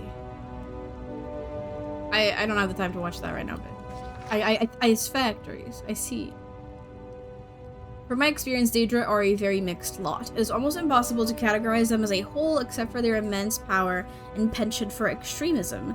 Be that as it may, I have here attempted to do so in a few cases, purely for the sake of scholastic expediency. Maroon's Dagon, Molag Bal, Periite, Boethia, and Vermina are among the most consistently demonic of the Daedra, in the sense that their spheres seem to be destructive in nature. The other Daedra can of course be equally dangerous, but seldom purely for the sake of destruction as these five can, nor are these previous five identical in their destructiveness. Maroon's Dagon seems to prefer natural disasters, earthquakes, and volcanoes for venting his anger. Molag Bal elects the employment of other Daedra, and Boethia inspires the arms of mortal warriors. Periite's fear seems to be pestilence, and Vermina's torture. In preparation for the next installment in this series, I'll be investigating two matters that have intrigued me since I began my career as a Daedra researcher. The first is on one particular Daedroth, perhaps yet another Daedra prince, referred to in multiple articles of Incunabula as Hircine. Hircine has been called the huntsman of the princes and the father of man-beasts, but I have yet to find anyone who can summon him. The other, and perhaps more doubtful, goal I have is to find a practical means for mortal men to pass through to oblivion. It has always been my philosophy that we need only fear that which we do not understand, and with that thought in mind, I ever pursue my objective. Even though you got fucked up, so oh well. That didn't go very well for ya, did it? Songs of Skyrim seems like it'd be something small. Historian of the Bard's College Solitude, Gerode Germain. Oh, it's the literal songs! Oh my gosh. Ragnar the Red is a traditional song of Whiterun. Despite the grim final image, the song is generally regarded as light and frolicking and a favorite in inns across Skyrim. There once was a hero named Ragnar the Red, who came riding to Whiterun from Ulric's head. And the braggart, the swagger, and brandished his blade as he told of bold battles and gold he had made. But then he went quiet, didn't Ragnar the Red, when he met the shield maiden Matilda, who said, "Oh, you talk and you lie, and you drink all our mead. Now I think it's high time that you lie down and bleed." So then came the clashing and slashing of steel as the brave lass Matilda charged in full of zeal. And the braggart named Ragnar was boastful no more when his ugly red head rolled around on the floor. Okay. Oh, look at this! Dragonborn Comes has been handed down from generation to generation of bards. I don't know why I said it like that. The Dragonborn in Nord culture is the archetype of what a Nord should be. Too bad I'm not a Nord. The song itself has been used to rally soldiers and to bring hope. Our hero, claims a warrior's heart. I tell you, the Dragonborn comes. With the voice-wielding power of the ancient Nord art. Believe, the Dragonborn comes. It's an end to the evil of all Skyrim's foes. Beware, the Dragonborn comes, for the darkness is past and the legend yet grows. You'll know, the Dragonborn's come. The age of oppression and the age of aggression are variants of one song. It isn't known which of the two was written first, but the tune with loyalty appropriate lyrics is quite popular on both sides of the war. I never realized that there were two songs. We drink to our youth and the days come and gone, for the age of oppression is now nearly done. We'll drive out the empire from this land that we own. With our blood and our steel, we will take back our home. All hail to Ulfric, you are the High King, and your great honor we drink and we sing. We are the children of Skyrim, and we fight all our lives, and when Sovngarde beckons, every one of us dies. But this land is ours, and we'll see it wiped clean of the scourge that has sullied our hopes and our dreams. We drink to our youth till the days come and gone, for the age of aggression is just about done. We'll drive out the Stormcloaks and restore what we own. With our blood and our steel, we'll take back our home. Down with Ulfric, the killer of kings. On the day of your death, we'll drink and we'll sing. Or the children of Skyrim will fight all our lives, and when Sovngarde beckons, every one of us dies.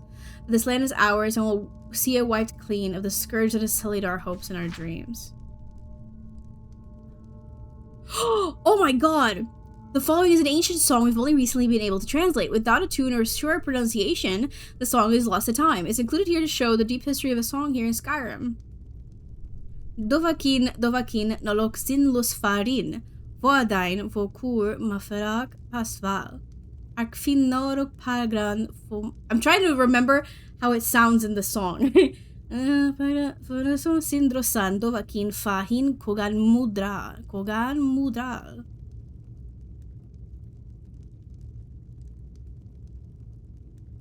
That's so cool that they have it here. I never knew that they had the lyrics here. Oh my gosh, they have the translation! Oh my gosh. You hear it? Great. Wait, how does the rest of the song go? I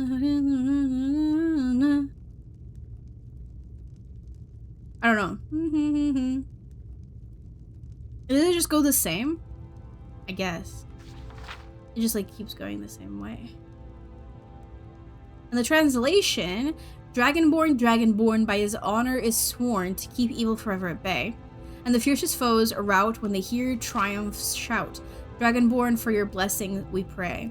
Hearken now, sons of snow, to an age long ago, and the tale boldly told of the one who was kin to both worm and the races of man, with the power to rival the sun. And the voice he did wield on that glorious field when great Tamriel shuddered with war. Mighty Thuum, like a blade, cut through enemies all as the Dragonborn issued his roar. And the scrolls have foretold of black wings in the cold, that when brothers wage war come unfurled. Alduin, bane of kings, ancient shadow unbound, with a hunger to swallow the world. But a day shall rise when the dark dragon's lies will be silenced forever, and then fair Skyrim will be free from foul Alduin's maw. Dragonborn, be the savior of men. So that's what the song is saying. That's so cool. Oh, that's awesome. Okay. That's really cool to know. Songs of Skyrim. Okay. Sure. Souls, black and white. I'm assuming this is about soul gems. The nature of the soul is not knowable. Every wizard that has attempted it vanishes without a trace. What can be known is that souls are a source of mystic energy that can be harvested. Every creature, living or dead, is powered by a soul. Without it, they are just lumps of flesh or piles of bones. This animating force can be contained within a soul gem if the soul gem has the capacity. From the gem, the power can be used to power magical items. Centuries of experimentation has demonstrated that there are black souls and white souls. Only the rare black soul gem can hold the soul of a higher creature, such as a man or an elf. While the souls of lesser creatures can be captured by gems of many colors, they're all categorized as white soul gems, hence the division of souls into black and white. I'm gonna go listen to Dovahkiin. You should. White souls are far safer than black souls, although not as powerful. Beginning students of mysticism should not dabble in black souls or black soul gems, even if one were to ignore the guild structures against the necromantic arts used to power black soul gems. It is dangerous to the caster to handle them for long. If the gem is not precisely the size of the encased soul, small bits of the caster's soul may leak into the gem when it is touched. Interesting. Oh, that's it! No, I was interested. I wanted more! Shoot. I got so interested in whatever you were telling me. Shoot. Okay. Souls. Black and white. Okay, let's read one more. Sure, Spirit of Nirn. This might be big. Lorcan is the spirit of Nirn, the god of all mortals. This does not mean all mortals necessarily like him or even know him. Most elves hate him, thinking creations is that act which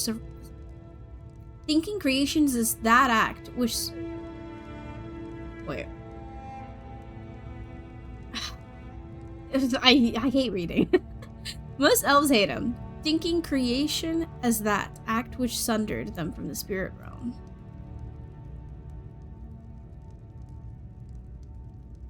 Wait a minute. Thinking creation is that act which sundered them from the spirit realm?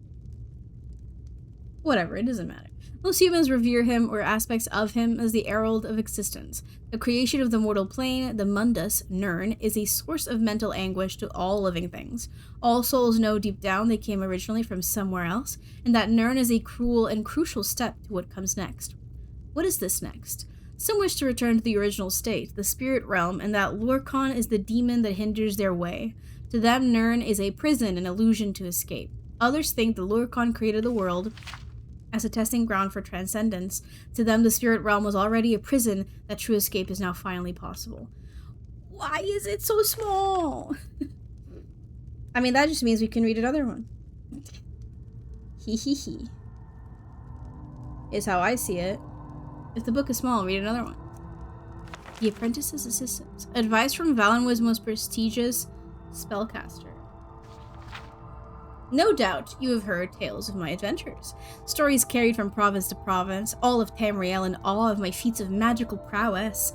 More than once I am sure you have thought, if only I had Aramril's ability, then I too could seek fame and fortune in magic duels. It is true, of course, great fame and limitless fortune await those who are successful. But to be successful, one needs to learn from the best. That is why you have purchased this book, so that I may teach you. I am, of course, the best. Here then is my advice. Follow it, and you too can make a name for yourself throughout Tamriel. Number 1. To know your opponent is to know his weakness. Infinitely more versatile than a simple blade of steel, a good mage has a wide array of spells at her disposal. More than that, she knows when to best use them. She knows that frost spells can stop a charging beast, or keep a savage brute from swinging his sword. She knows that shock spells can drain her opponent's magicka. She knows that illusion spells can set a group of enemies against each other, should she find herself in a less than fair fight, an all too common reality when her opponents know they cannot win in a single combat, and that there are spells that can save her in a moment when all seems lost. And number 2, to know yourself is to know your limits. Even the best mage has a finite reserve of magicka. None born yet have been graced with Magnus's infinite reserves of power, and so a good mage does not overextend herself. She makes sure she always has enough magicka to keep herself safe. Failing that, she makes sure she has a sizable supply of potions at the ready. Failing that, she makes sure she always has an escape route. Not that the great Aramril has ever fled a fight, but of course you do not necessarily share her superb natural ability. That's why you must practice. 3. Words can kill. You. There's no question that words are an essential tool of any aspiring mage. They can block incoming spells, negating your opponent's attack, and wasting his magicka. A good mage knows, however, to not rely too heavily on her ward. Keeping a ward readied for too long will leave a caster drained of magicka, unable to retaliate, and at worst, unable to maintain the ward and therefore completely defenseless. Number 4. 2 hands are not always better than 1. Any advanced spellcaster has learned to cast spells with both hands, dealing more damage. There are certainly times when this is to your advantage, such as when an opponent is already weakened, or when it is likely to draw a bigger reaction from the crowd that has no doubt gathered to watch you. It is not always the best strategy, however. Concentration spells, for example, can often be used on the ground when an opponent is especially nimble. In that instance, using both hands independently can cover more ground at the same time. A mage throwing fireballs with both hands cannot immediately raise a ward to defend herself or heal while she continues to attack. Number 5. Always rise to a challenge, especially when you know you can win. Remember that your first priority is, of course, to stay alive. Following closely behind, though, is your need to please the crowd. You are, after all, depending on their generosity to fund your adventures. Here, then, more than magic comes into play. If you can gain a sense of your opponent's ability before the duel begins, you can enter into the event with confidence. Knowing that you outclass your opponent is of great importance, as it means you can confidently give the crowd a better show. Likewise, knowing ahead of time that you could very well lose a duel, you are afforded an opportunity to suddenly find yourself engaged elsewhere and be unable to attend the event. By no means do I suggest that I have ever done such a thing. I simply find that my great fame occasionally means I am unable to respond to every single request for a duel. Keep these few things in mind, keep your wits about you, and you too can make a name for yourself by putting on great displays of magical prowess. Take care, though, for if you become successful enough, you may find yourself facing a challenge from me. Okay.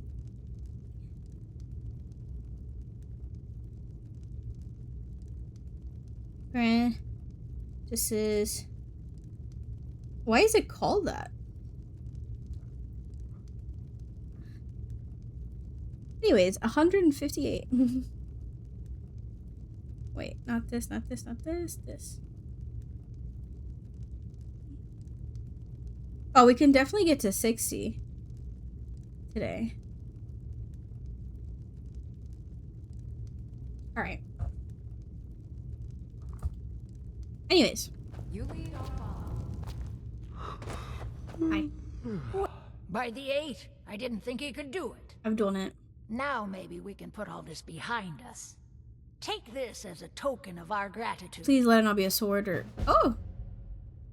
I'll take that. Anything you need, my Jarl. There is room in my court for a new Thane. It's an honorary title mainly, but there are a few perks someone like you could make use of. Please. However, I could only grant the title to someone who is known throughout my I stopped a vampire invasion. You help my people, I feel like I'm and pretty I'll well make known. you my Thane. Okay. Good luck. How many have I helped? 1 of 3. Okay. Who else needs help? Do you need help? You will not disrespect Jarl Idgrod while in this hall. Do we have an understanding? Why would I do that? It's no secret that Jarl Idgrod is... different. It's also no secret that there are rumors about her and her visions. I won't repeat them, and I won't allow them to be spread under this roof. Now you go about your business. Aye. Tamriel is full of wisdom. Anybody else in here needs help? Hello? If you've business with the Jarl, I'd ask that you speak to me first. Germ? Wait, Germ? What? Purchase a house. There aren't any houses for sale in Morthal. Ooh, land. If you're interested, I could sell you land in the Hold where you could build your own house.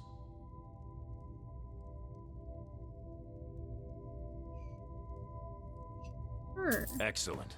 We're glad to have you as a landowner in Hjalmarch. If you don't mind getting your feet wet, your best bet is to head north past the mill. The odd tomb or two along the way won't bother you.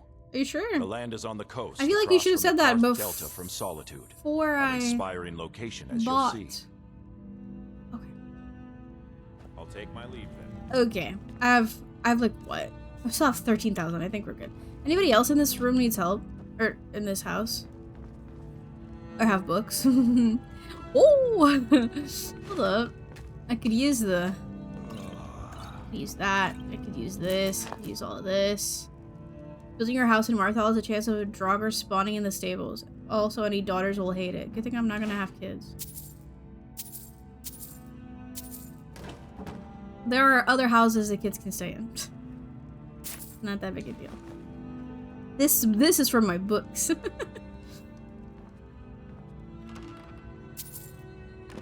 Plus, a Draugr is nothing. I can just kill a Draugr. Alright, who else needs help then? Maybe... you, child? Gorm thinks I'm mad. Okay, hi. I haven't Mother's gift. Not quite. But I've seen things. What's wrong with that kid? My brother is sensitive. He has trouble focusing his attention on things. We were taking him to the Temple of Kinnereth in Whiterun, just so the healers could make sure he was in good health, and they say he's fine. Are you heading to Whiterun? Could you take this letter to the priestess, Danica Purespring? It's a note about Yorick's health. Sure. Thank you. I'd better get going. Alright, so that's one. I need to help another person. Do any of these children need help? Come here. Have you seen my mother? I'm still waiting for her to come home. Papa says that I shouldn't keep waiting. Why not? Mom has to come home sometime. Is it dragons? Watch the skies. I need you guys to chill the fuck out. Anybody here that needs help? Do you need help? Running an inn weren't my plan, but falling into... Hello? Don't fret over trust like that is Okay, not fair enough. I just wanted to see. Oh! I feel like I've already looked at these, though. Oh, wait. Oh, no, never mind. I thought it was a different book. Okay. Well, let's go see where the house is. I wanted to get a house here because I was like, ooh, it'll be in like a snowy-ish area, but maybe not. Where's the other? One of them is in. Oh, jeez. One of them is in Falkreath. I don't know where the other one is. I'm assuming it's on the east of the map.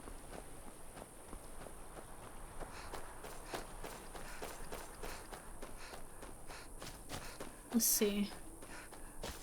What does it look like? Okay, it's got a, oh gosh. Is my house gonna be next to the...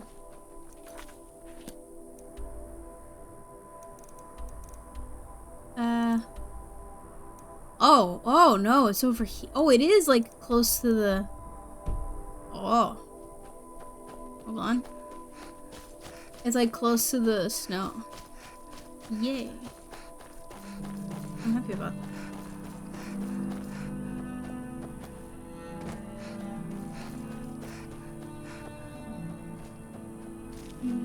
Hold on.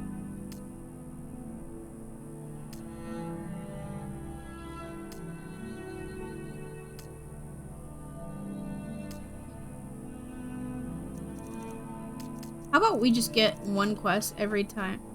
Wait, but that, oh, that is that? Oh. We just get one quest every time we want to do it instead of getting multiple of them. Because then it gets a bit confusing. Like, okay, we have this nice little river. Lake? River. I think it's a river.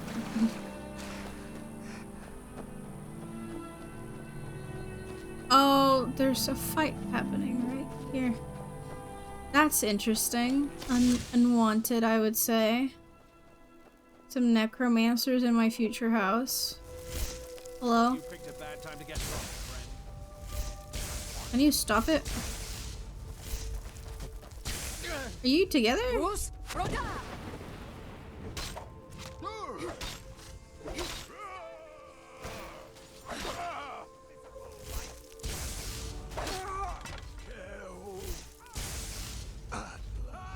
Okay, no, I think a couple of them are already dead.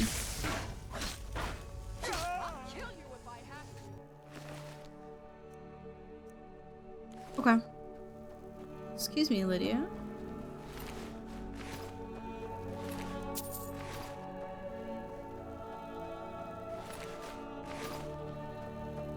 There's another tomb over there. We'll check it in a little bit. Okay. Oh, I get to see Solitude from my house. That's kind of nice.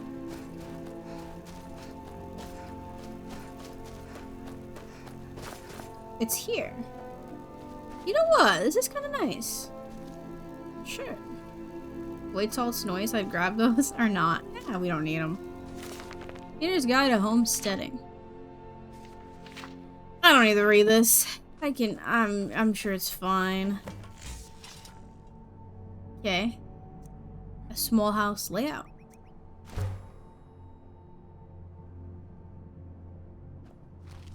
There's the layout. Oh, carpenter's workbench to build a foundation. Quarried stone, nails. Oh god. Can I get stone from here? Log pile. Okay. Maybe we'll do that another time. It's here though. It's here to be made, which is nice.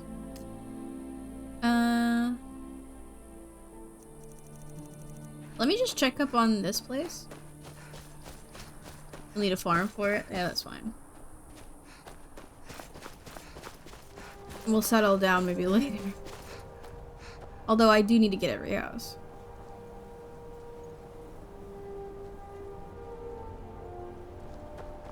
Oh. Oh, was that a goat? Oh, well, yeah, was is indeed the correct. Oh, actually, I think that might be a fox. Highgate Ruins. Yep, that was a fox. Okay. Okay, but I kind of wish my house was here instead, like where the snow is. That would have been so nice to have a little snowy home. Okay, there's a lot of Draugr dead outside already. Interesting. Maybe we should clear out the ruins so that our house is safer. There's people. Okay, Lydia. We can just check up on what's going on.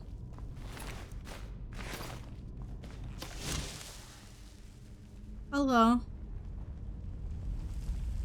Are you friendly? You seem... You have a name. Hello. Huh? Who are you? I'm Anska. Are you here to help? Help with what?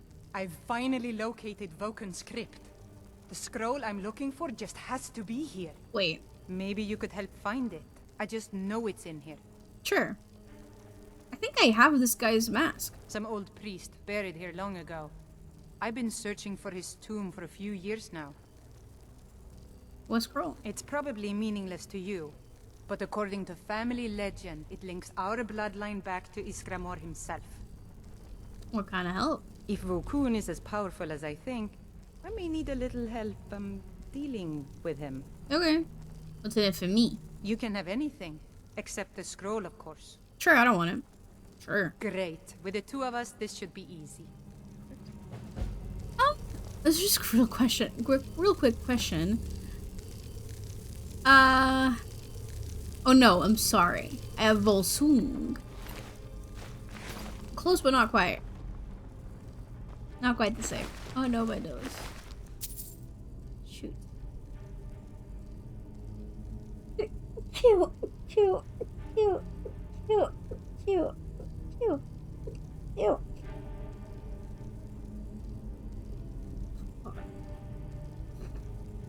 I'm okay.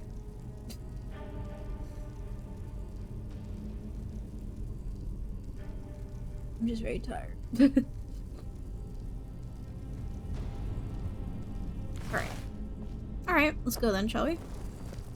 You're not gonna die, are you? I mean, if you do, then... Oh well, I don't really care, but...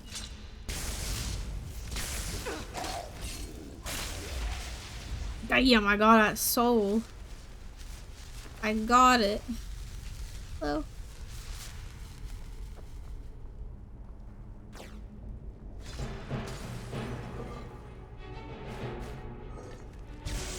I need to start making health potions, I think, because I keep running out. I need to go into like an apothecary and start stealing shit. Oh, okay.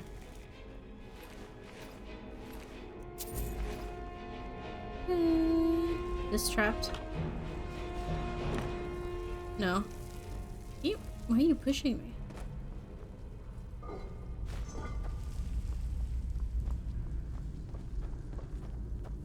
Hey, speaking of the devil.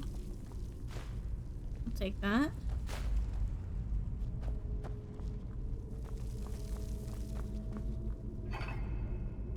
So much money.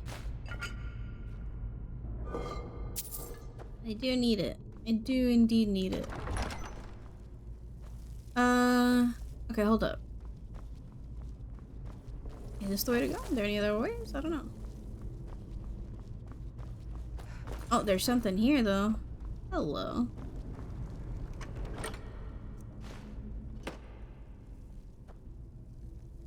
Is there anything on the other side? Oh, excuse me. I don't have any fire. Anyways.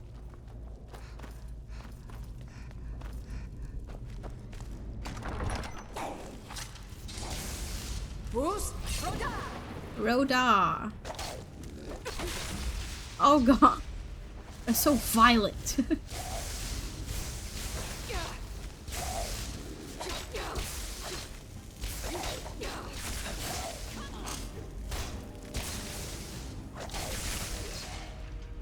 You're a magic gal. I was about to say, like, she's not helping, but she is.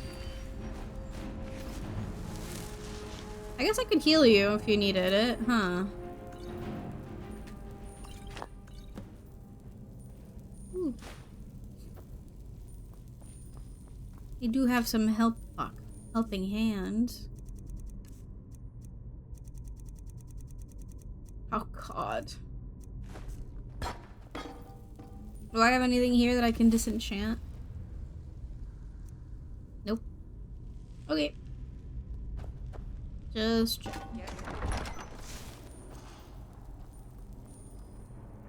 Oh god. Don't touch that.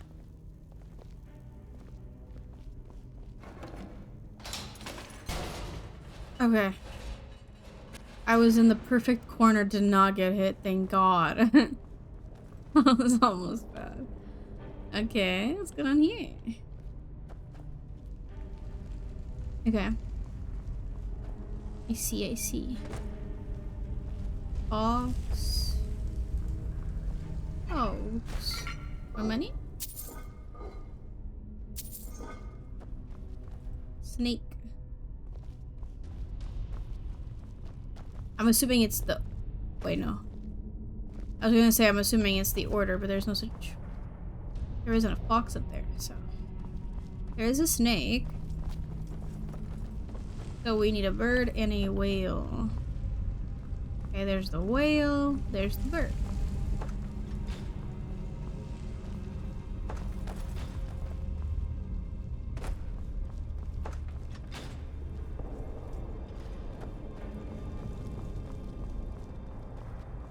Oh, the fox is missing. I'm stupid.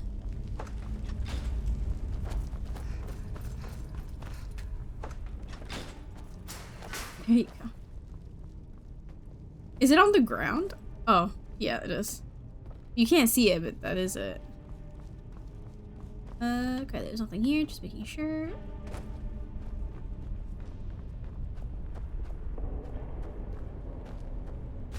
Yoink.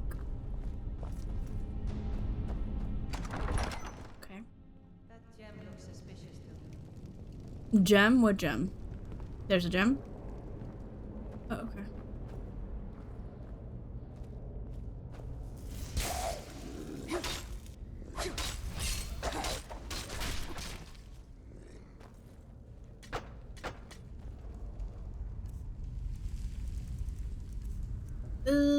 I wish this would last a bit longer. Oh shoot.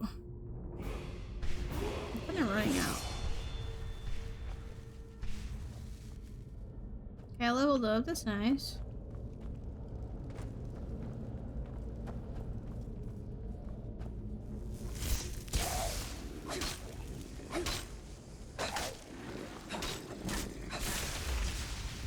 Soul dot. What's happening? No sign of him. Are you okay?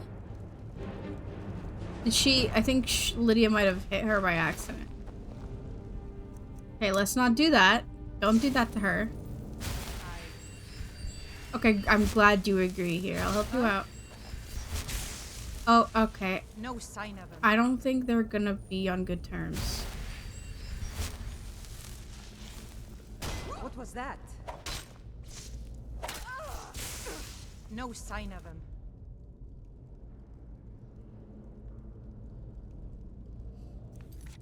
Okay. Let's just redo this tiny bit. Huh? Okay. I don't know what happened, girls, but maybe we don't fight. Maybe let's not do that, okay? Sure.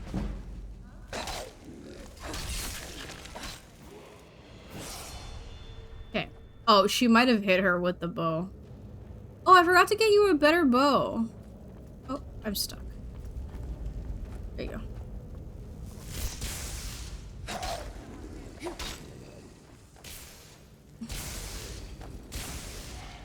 Damn. Her magic is better than mine. Magic. I wish I had cool magic like that. I mean, I have the... Oh gosh, sorry. I have this. It doesn't look that much cooler, but supposedly it is stronger.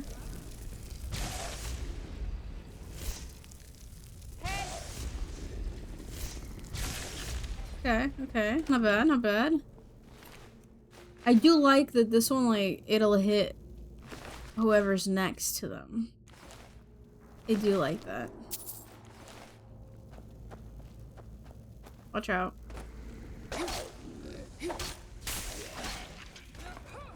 Someone there. They did it again. Oh, why?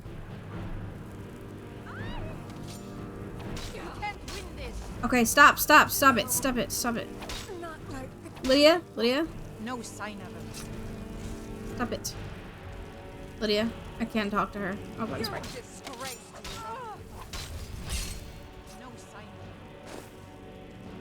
I'm trying to send her back home. Stop, Lydia. Lydia, no. Stop it. Stop it! This happened on your playthrough, too. Okay, well, girl, come on, let's just go. Oh my gosh. Okay, come on. Leave my girl alone. Just continue with the quest and they made up. That's good.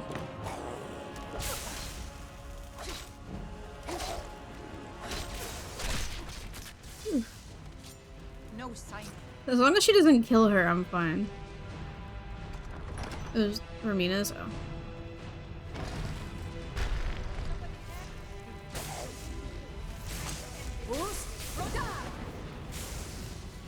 As long as she doesn't kill Lydia, I'm okay.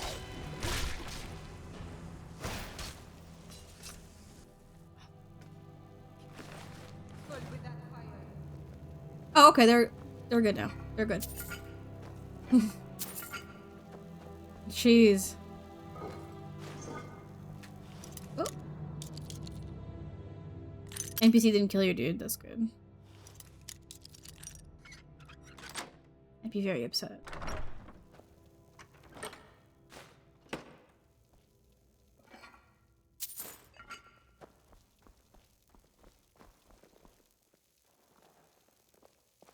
Okay.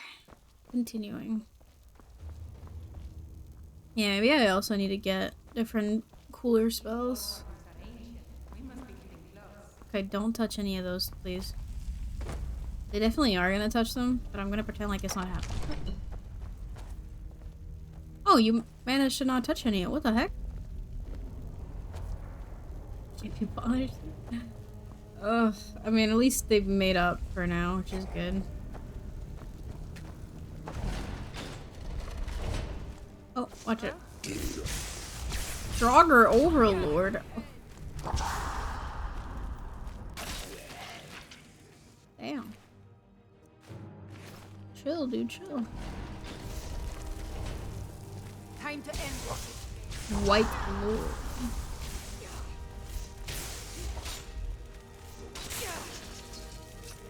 You guys were hitting me.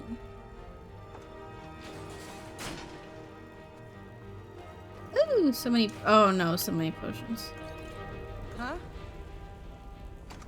Throne room. Alright, get ready, ladies. I didn't need to save. It was already saving. Oh, you're giving me quite a lot of potions. Interesting. Door open for me. Oh, right. Yes, I am playing with a controller. Bitch. Who's Roda? I don't have enough magic. Wagon priest. Why are you? Ew. Don't. Why are you like? Oh. Okay. Hold on. Flames, frostbite. Yeah. See, I don't have like good spells. Besides the chain lightning one, I need to get good spells of the other kinds of destruction so that I can switch in between them whenever needed.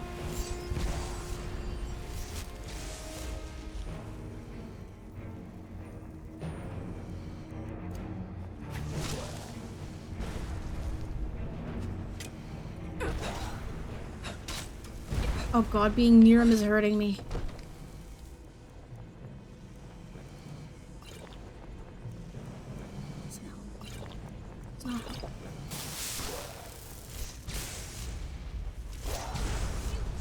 What is the girl? Where'd she go? Where'd she go? What the heck?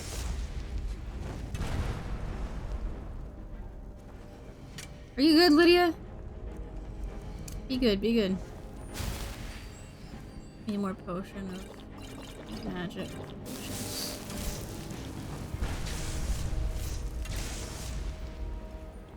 Dude, he has a ward! Oh my god.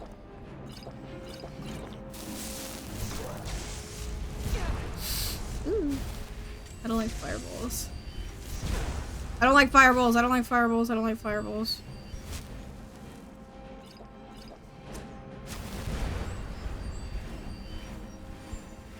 That thing's got range. Yo, where did she go? She had like all the magic. I'm dead.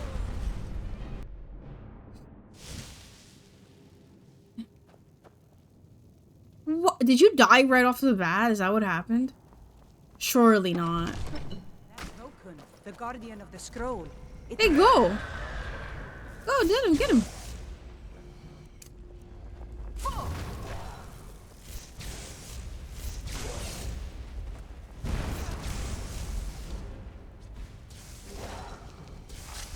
I want to see if she's gonna die. What is she doing? Because she is shooting at him.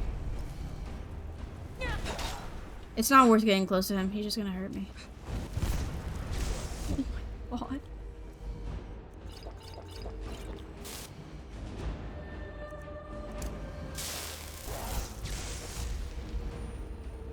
Gotta be careful with the fireballs. You're not doing anything. Okay.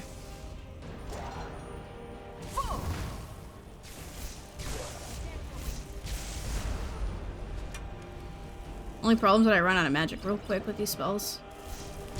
They're stronger, so.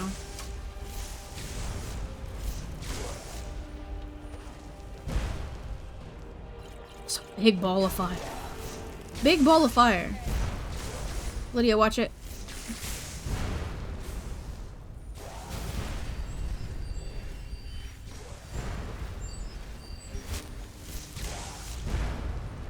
Lydia?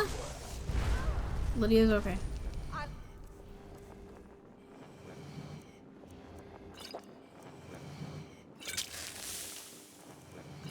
I meant the magic one, fuck.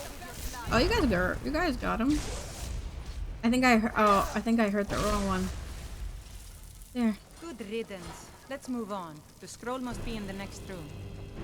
Okay, hold on, lady. Give me a second. Concentration, illusion, and alteration spells cost 20% less magic cast. Oh, there's a...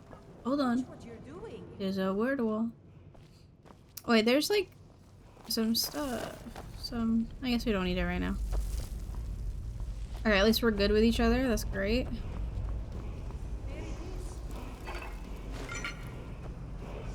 Okay, you can grab it.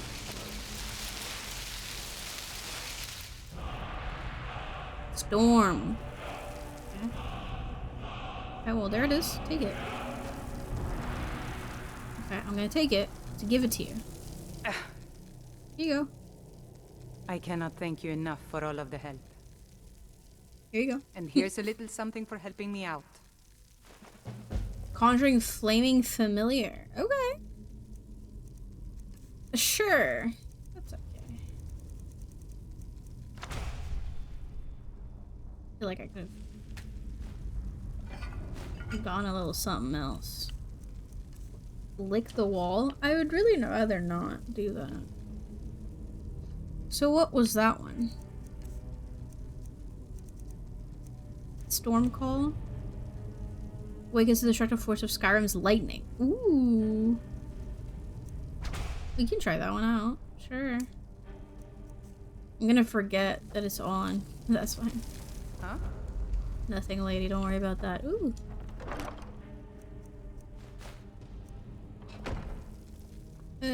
Ah. Perfect.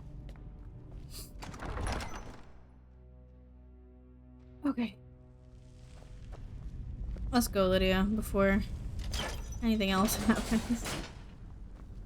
Wouldn't want you to have a hard time. Is this the way out, or is this the way in? Ah, there we go. My nose. Oh, okay.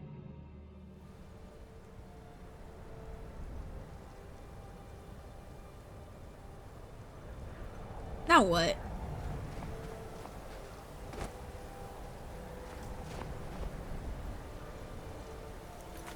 Let's see. What can we do?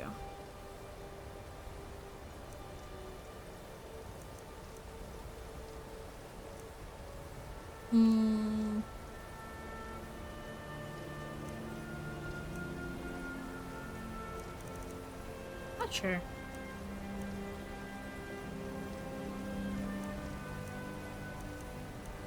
Where is this? Oh. Never mind. No. Oh my gosh.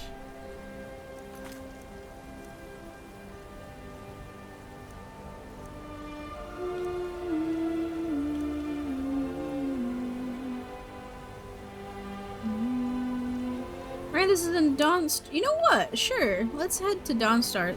Dawnstar through here. They might have more books. That's the only place I haven't gone to yet. I'm getting tired of how many people like you I'm running into. Take this and hold on to it. I'll be back for it later. I'll pay you good. Don't lose it. I don't want it. No time to talk. Snitch or double-cross me and I'll kill you. I mean it. Where's your friend? I think I've like ran into 4 of these encounters already. Oh, there he is. Hey, come here. Take this off my fucking... Did you see someone run past just now? Take this off of my inventory, please. Here you go. Yes. How? I'm going to track down that thief. Murder him. Yeah, you have fun with that. Here, I can help you out if you want. No sign of Glacier north of Dawnstar. Isn't that... No. I have a quest there. I'll go there eventually. I know what the cave is, though. I already know what that is.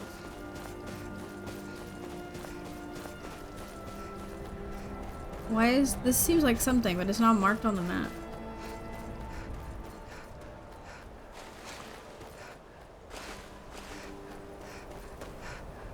Oh my gosh. Are you okay? Are you good? Ooh, I never noticed that you have a tusk right there. I thought it was only the 2. Okay.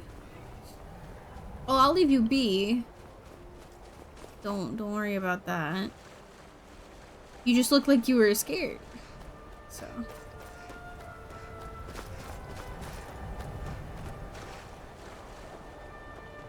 Boat. Oh, this is shallow water. Never mind. I understood. It's alright. Don't worry about it. Crab boat. Pirate crabs. What the fuck?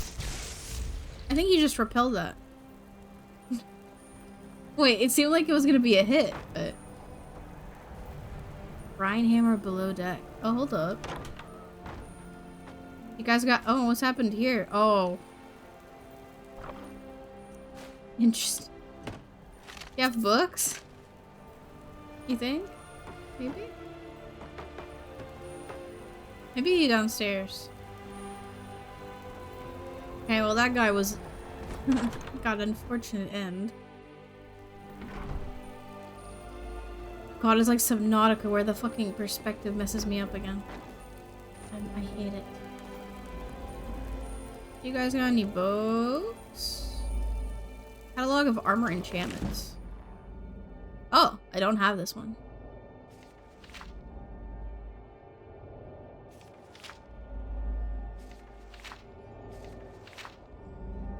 Okay. Hold on. Lydia. Lydia? Lydia? Oh my gosh.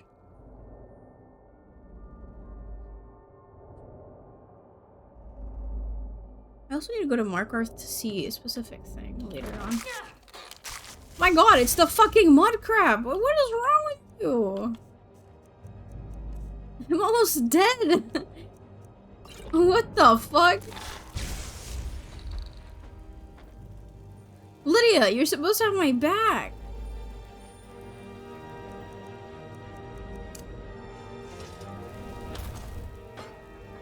Any books?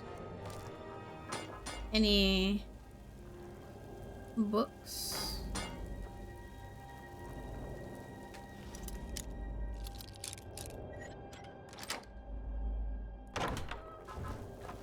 Yeah, books? In here? Please? I already have that one. Bitch. Cargo hold. Okay, we'll go there in a bit. Let me check this spot out. Oh, so many books. Beggar Prince, Brief History of the Empire. Okay, I have all of these.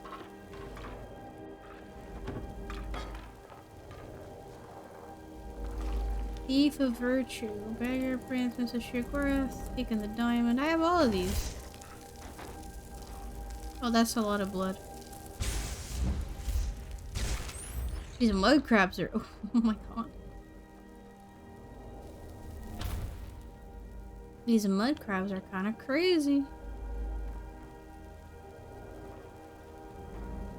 Oh, hey. Ooh.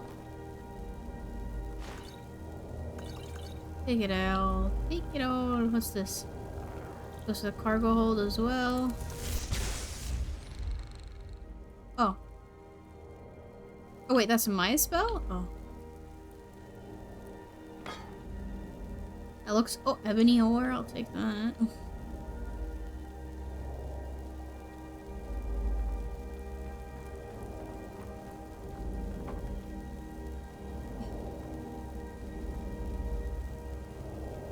Ah, hold on.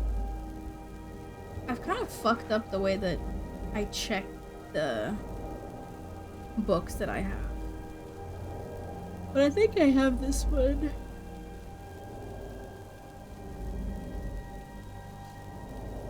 Oh, hold on. Yeah, I do. Oh, wait. Darn, I thought that was gonna be a special book. Hidden in the corner. No, I already got that. Okay. Cargo hold it is. You're gonna be like a giant man.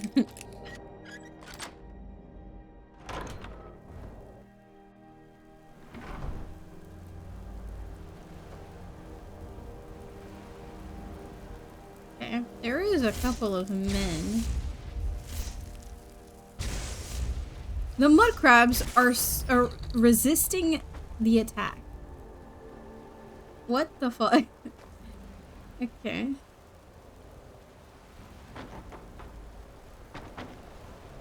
Father of the Niven, I do have that book. Not only do I have it, I might have already read it. I'm not sure about that book. Oh.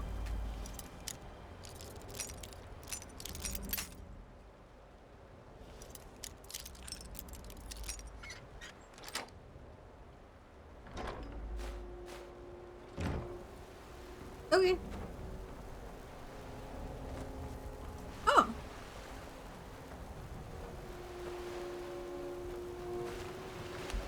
What's going on here? Skeever. What happened to the skeevers? Maybe they were the captains of the boat. Oh, hey!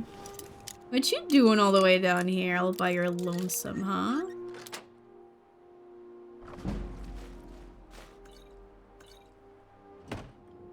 I'll take it. Oh, I'm back inside. I'm back in the building. Please let me out. Wait. What? Oh, he's here? Wait, what? Oh, we're gonna get Azir in a minute. For the fuck? For 30 minutes would only be free. Or for 30 minutes? For 3 minutes. 3 minutes. Then I'll be free for the rest of the hour. Why, That's strange. I thought it was in Dawnstar, but I'm nowhere near. Wait, what? Talk to... What the heck?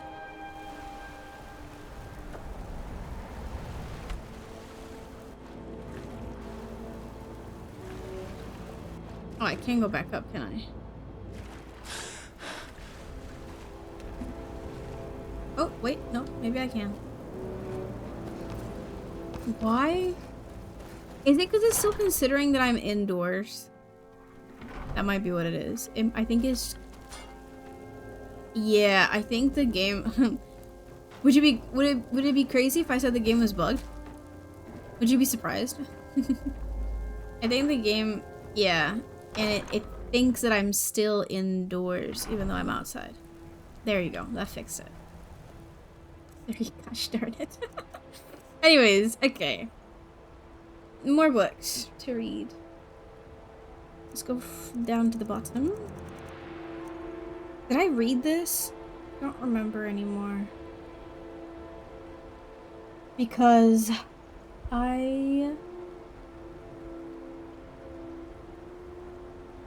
No, I didn't. Okay, I can read it. By Garros Albri. Oh, fuck. Hold on. Let my, Wait, my spell is gone. Okay. Is it because of that? Why is it so bright? Okay. The smell of the bay oozed through the stones of the cellar, salt and brined decay. The cellar itself had its own sense of old wine turned to vinegar, mildew, and the more exotic spices of herbs the healers had brought with them to tend to the wounded. There were more than 50 people squeezed into the big earthen room, which had once been forgotten storage for the brothel above. The groaning and whimpering had ceased for now, and all was still, as if the hospital had turned into a mass grave. Mother, Redguard boy whispered. What was that? The boy's mother was about to answer him when there was another rolling roar from outside, which grew louder and louder, as if some great but incorporeal beast had come into the cellar. The walls trembled and dust burst from the ceiling in a rain of powder. Unlike the last time, no one screamed, I'm sorry. They waited until the weird, haunting sound had passed and then was replaced by the soft rumble of the distant battle. A wounded soldier began whispering Mara's prayer from the doomed. Mankar, a Bosmer woman, curled up in a cot, hissed, her eyes feverish, flesh white and wet with sweat. He's coming. Who's coming? Asked the boy, grasping his mother's skirt tight. Who do you think, lad? The sweetsmonger? A grizzled, one-armed Redguard growled. The Cameron usurper. The boy's mother shot an angry look at the wold warrior. She doesn't know what she's saying. She's sick. The boy nodded. His mother was usually right. He had not even been born when people began whispering that the Cameron usurper was coming towards her little village, and she had packed up their belongings to flee. Their neighbors had laughed at her, she said, saying that Rihad and Tanath would handily defeat him. Her husband, Lukar's father, who he was never to meet, had also laughed at her. It was the harvest time, and she would miss out on the celebrations, but his mother, Miyaki, was right. 2 weeks after she fled the village, she heard the tale that it had been obliterated during the night with no survivors. Rihad and Tanath had both fallen, the usurper was unstoppable. Lukar had been born and grown up in refugee camps throughout Hammerfell. He had never known a friend for more than a few days. He knew that when the sky burned red to the west, they would pack up and move east. When it burned to the south, they moved north. At last, after 12 years of moving from camp to camp, they had taken passage across the Iliac Bay to the province of High Rock and the barony of Gwynedd. There, Miyaki had promised and hoped they would have a peaceful, permanent home.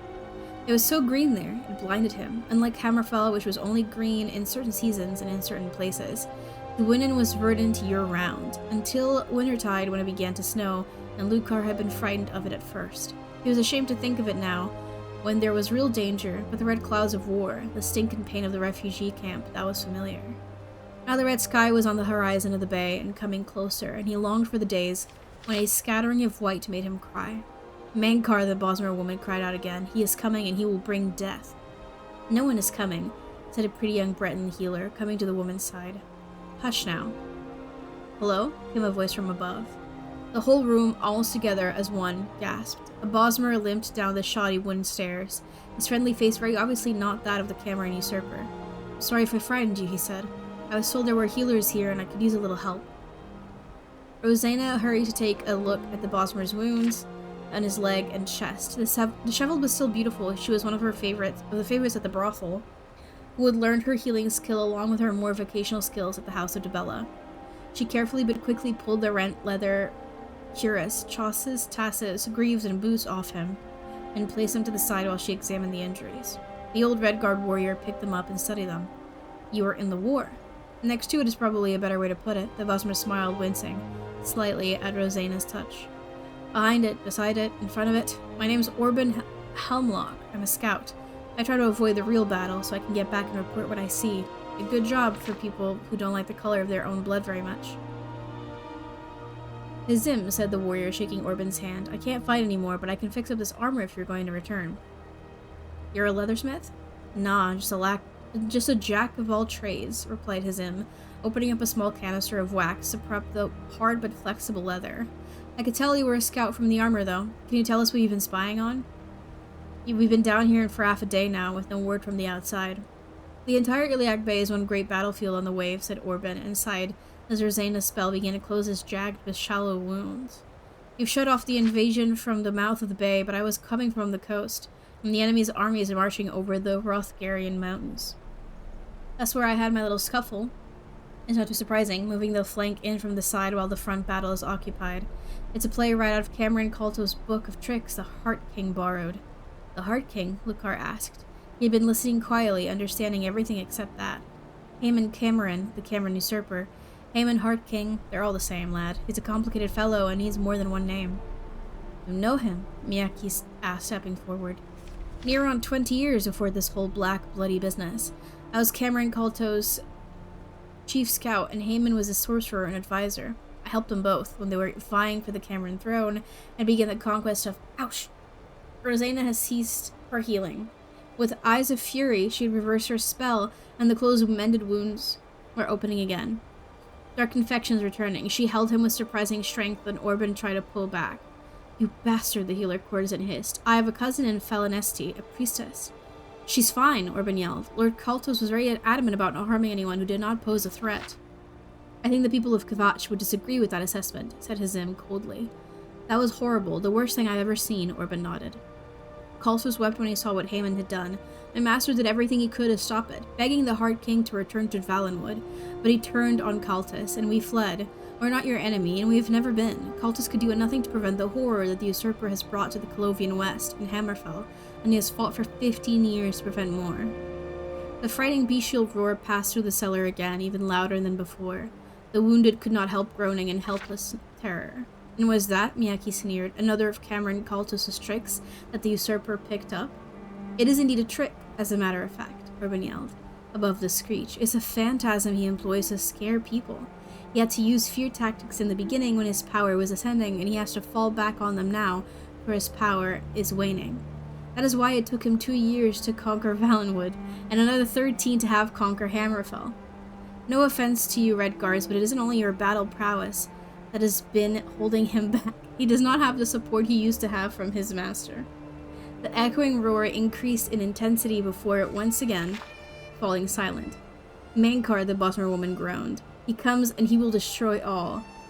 Hi. Whoa! I see that you're giving me a little... I know. I noticed. You'll have to give me the full tour later. You know? I need the full tour. Hehe, I'm so excited. His master, asked Lucar, but Orban's eyes had gone to the Bosmer woman curled up in her blood-soaked cot. Who's she? Orban asked. Rosanna? One of the refugees, of course, from your friendly little war in Valenwood before you and your cultists changed sides. I think her name is Callus. Like Jeffra, Orban whispered under his breath, limping over to the woman's cot and wiping the sweat and blood-streaked hair from her pallid face. Kalis, it's Orban. Do you remember me? How did you get here?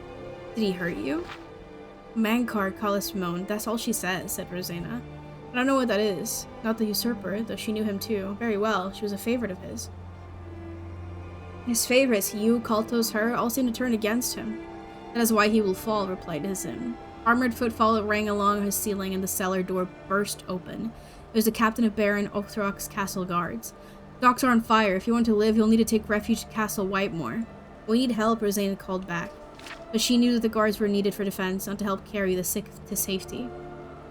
With 10 guards who could be spared and the most able-bodied of the wounded assisting, the cellar was emptied as the streets of Gwynedd filled with smoke, and fire began to spread through the chaos. It had been a single fireball miscast out at sea, striking the docks, but the damage would be tremendous. Some hours later, in the courtyard of the mighty castle, the healers were able to set up the cots and begin to tend once again to the suffering of the innocent.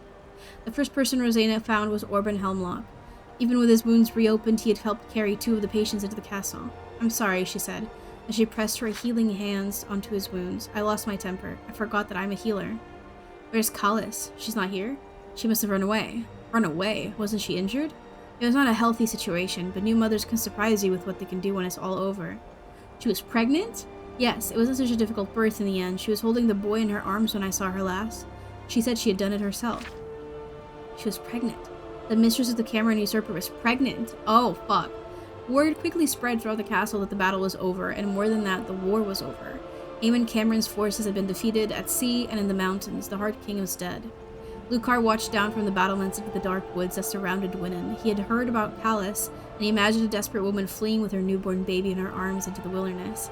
Kalis would have nowhere to go, no one to protect them. She and her baby would be a refugee like Miyaki and him had been. Reflecting back, he remembered her words. He is coming, and he will bring death. He will destroy all. Lucar remembered her eyes. She was sick, but not afraid. Who was this he who was coming if the Cameron usurper was dead? Did she say nothing else? She told me the baby's name, Mankar. I see. Anyways, hello. That was a good book. I missed. How's your foot? Is it doing alright? Can you walk on it a little bit better? Yeah, this music's a bit too much.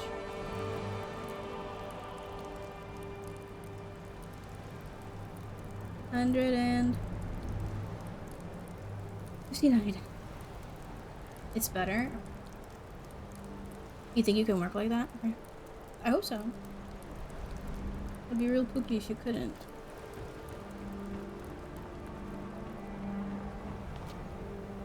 Anyways. Let's go over to the Dawn store, shall we?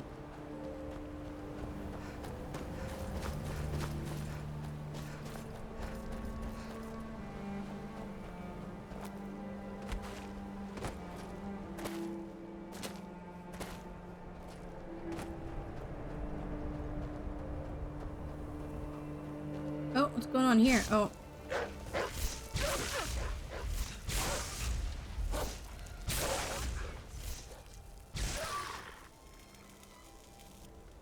Got him.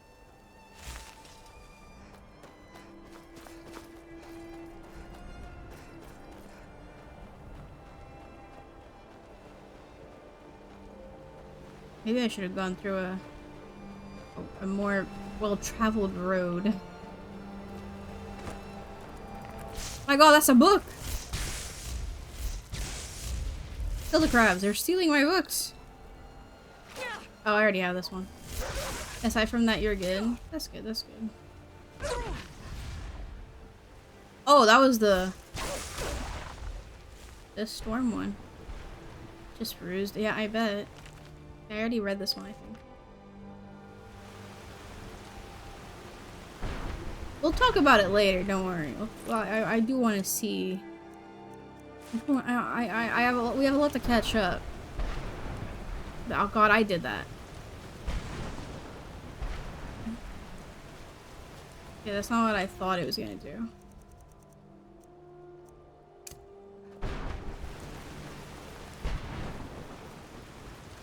I think I'm just gonna go to the Dawn Star, look around, maybe call it a night. Hello.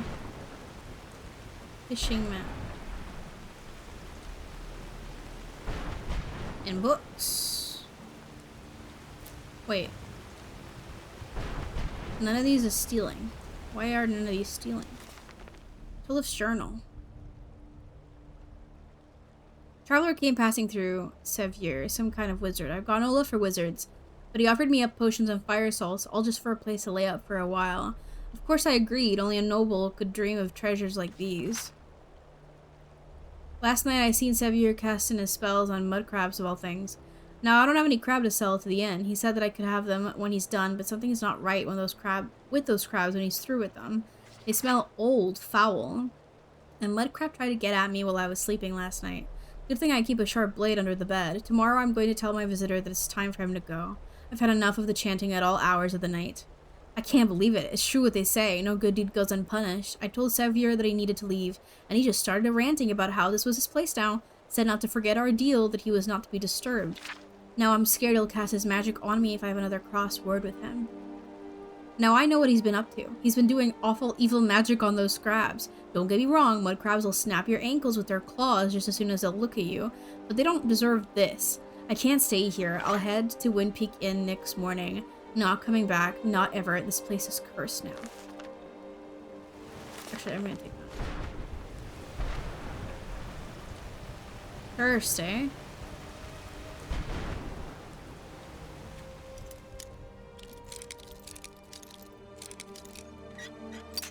Ah! Hello!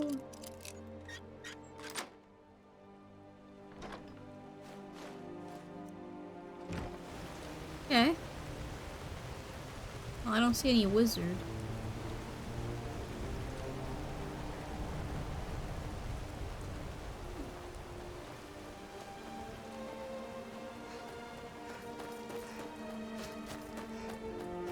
There's a... Oh, hello. What's this? Oh. Are you fighting the giants? Are you stupid? Oh, I'm not getting... Oof. I'm not getting involved in that. Damn. Hey, were you like a hunter? You were a bandit. Damn, you're stupid as hell.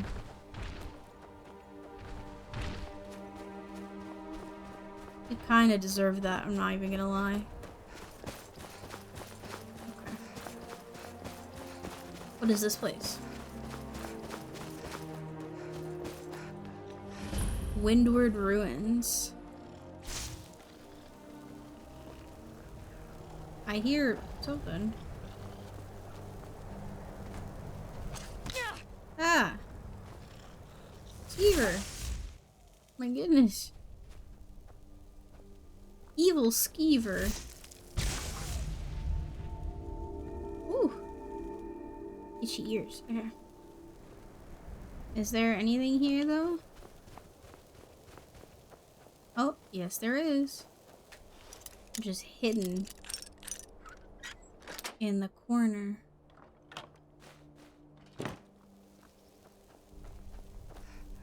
Okay. I'm leaving. Dawnstar, here I go. I'm right here.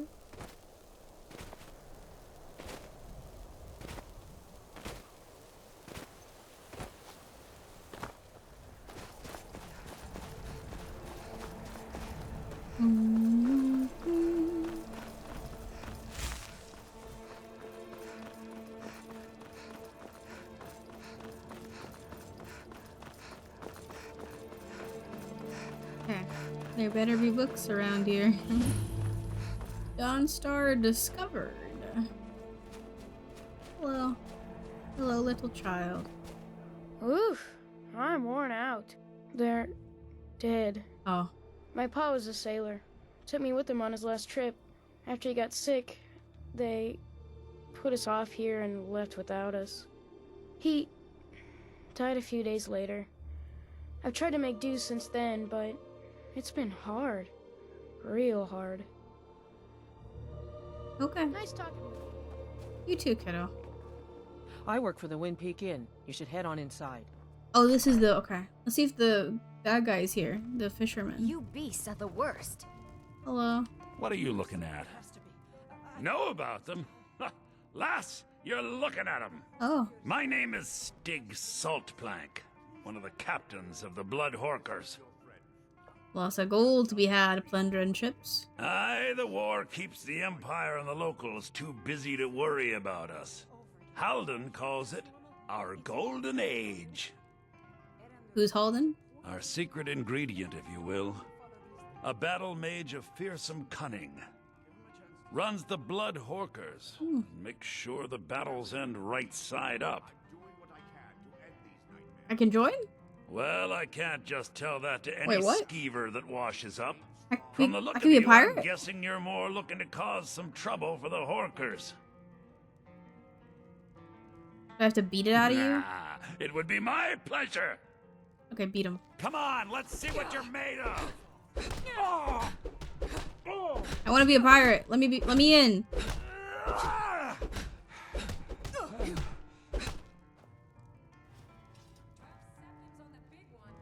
Who's the What are big you one? looking at? Okay. All right then. So where are they? Halden will take my hide for this, but Skyrim's been feeling a bit confining lately. We draw counsel at Japhet's Folly. The fools in Windhelm won't go near it, which is fine by us. If you'll pardon me now, my crew needs gathering. Should be in Hammerfell before the other Horkers know who let slip their secret. I don't owe you money, do Okay. Hello. I? What are you staring at? I'm just trying to find out Need something? who is the person on the I'm thing. just one of the miners. I don't want any Lady trouble. Mara will save us from these nightmares. Oh, hi. What troubles you, my daughter? What's wrong with everyone around here? Apparently there's something wrong. I don't know. The entire town is being plagued by horrible nightmares. Ah, I They're remember in what this is. serious danger, but I'm afraid there's little I can do about it.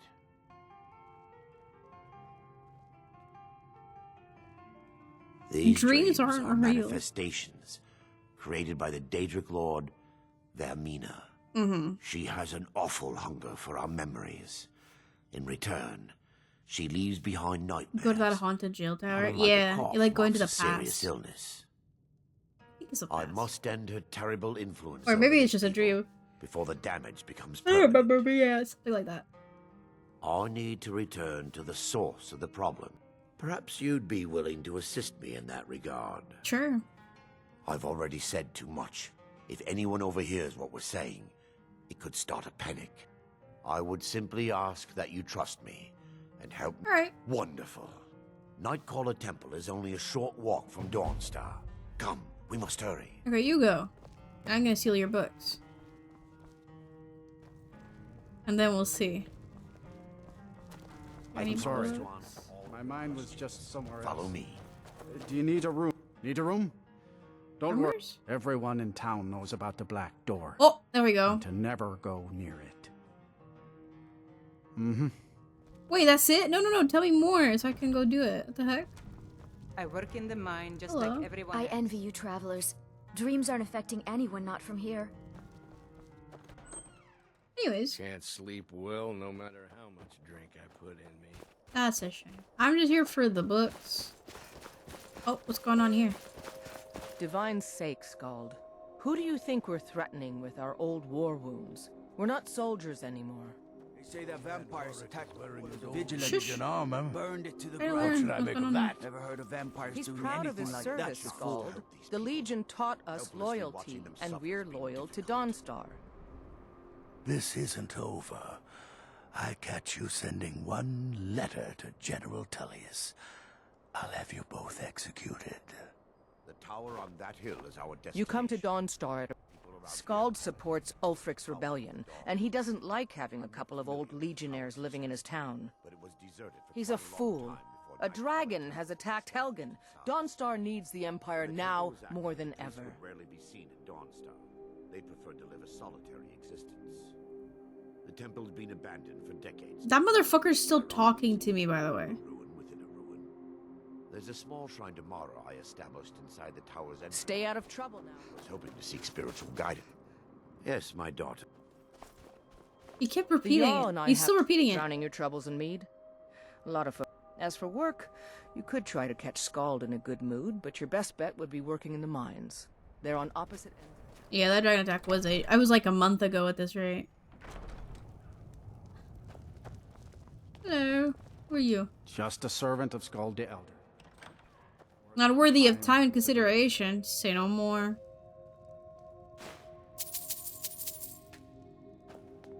You got books?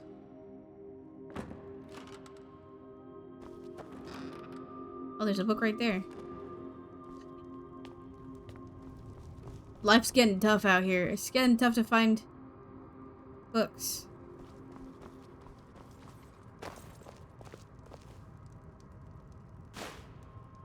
You're looking right at me. You didn't see that? Okay. You didn't see it, then I agree, you didn't see it. We'll show those fatal stops. Yod. Hello. I've been in charge of Dawnstar for over 35 years. Unless you're here to solve this nightmare. The only reason Hard to find dragons them, are so. attacking is because Find Talos what? is angry with us for Oh, the turning books? our backs Yeah. on him. Well, As soon as we drive the Empire out of Skyrim, I have like the 200 and dragons will something. vanish. Mark my words. And there's like 300 and something, so it's not that bad. I know what I know some of them that I'm missing. I'm assuming it's like also just books that are There's no more harm. Jarl's servant. in specific No places. Southern Guard Oh! raid. Speaking of, Dust clear. there you go. That one's new. Perfect.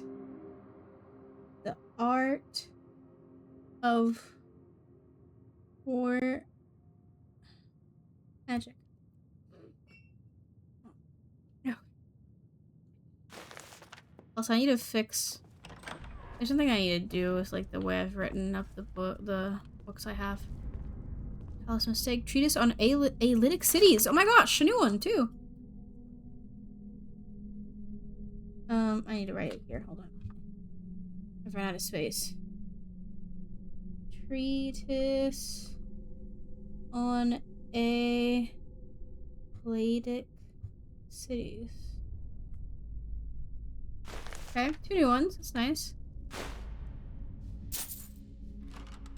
See, I hadn't seen any of those. So it could be that they are just like specific to certain places. But if that's the case, then that makes it very hard to find some of these books. Oh, indeed. Alright. Well, let's go door to door. Try to find as many books as we can, shall we? Irgnir's house. My first victim. The Jarl doesn't count. Is there anybody in here? No. You have books, you have money. Do you have any books that you read? You have, a couple of wine bottles by the bed. That's concerning. Just money laying around. Gonna learn to not fuck with that. A bunch of skeevers on the wall for some reason. Okay. No books, though. Not a literate man, I see. It's okay. Brina's house? I trust you're not planning any trouble. What can I Oh, do it's for you, friend? You have books, surely. Hi. Can I talk Watch to your you? hands around the leg. Okay, never mind. Do you guys have Mark and I books? have lived here ever since I retired. He's Okay. a good soldier. Good for you. All my life. I'm content to serve. No books. Who's a rat hunter? I don't know. We'll have to see. These people probably don't really read, huh? I trust you aren't considering any... What is it? I haven't had much sleep.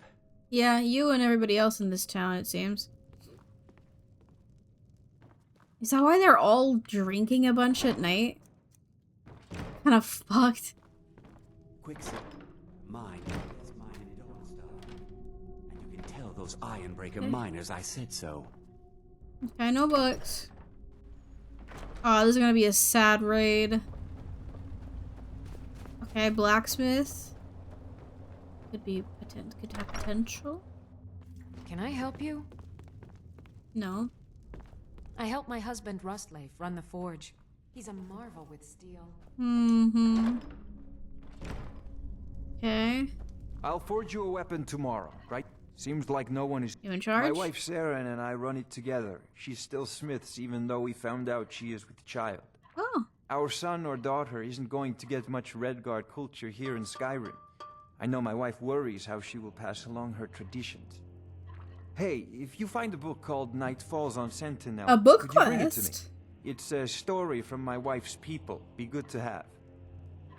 I've not seen that, but sure. Good on you. Mm-hmm. I've never seen that book before.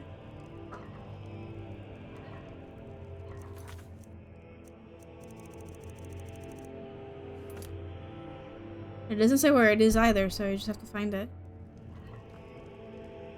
Okay. I'm married. I know books, but a book quest. There's a place here. Also, the museum is over there, so. Fruki's house. Alright, Fruki, let me in. Are you in the house? No. Quick. Get all their stuff. Is everybody in this house a miner? Okay, no books. Damn, this is the worst city so far. At least the other cities had something.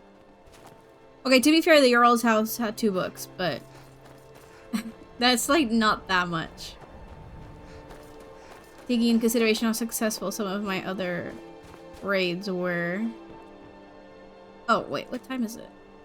11? Okay, hold on. Snow and alcoholics. Yeah. But they're all alcoholics because they keep having nightmares.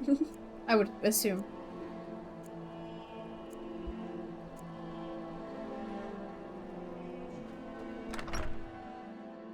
The mortar and pestle makes potions, if you can't tell from the name. Yeah, Just I don't... step up to the counter. Numbered. Oh!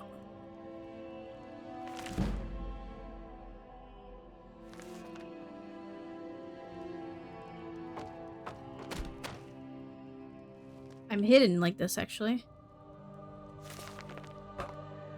Finally! A book. There's only 12 of these. 29, 20, volume 9. I have like half of them, I think. Or a bit more than half. Oh, okay. Hi. Meow meow. What are you doing that for? Nothing. I'm just checking if you've got books, don't worry. You got books upstairs?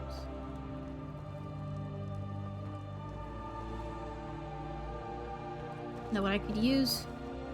A fire salt.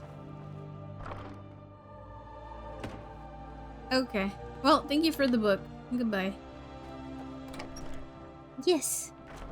Are you coming to sleep? Is it EP time? Oh, is it EP? Oh my gosh. Yeah, she's on the desk. Is it EPP time? Is that what's going on? She's like, time to go to sleep, mother. Uh-huh. Who's watching? No one's watching.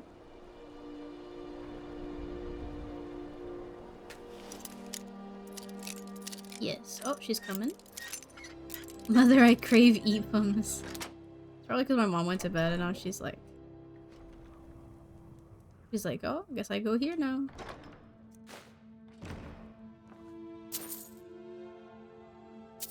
Yes, I hear you.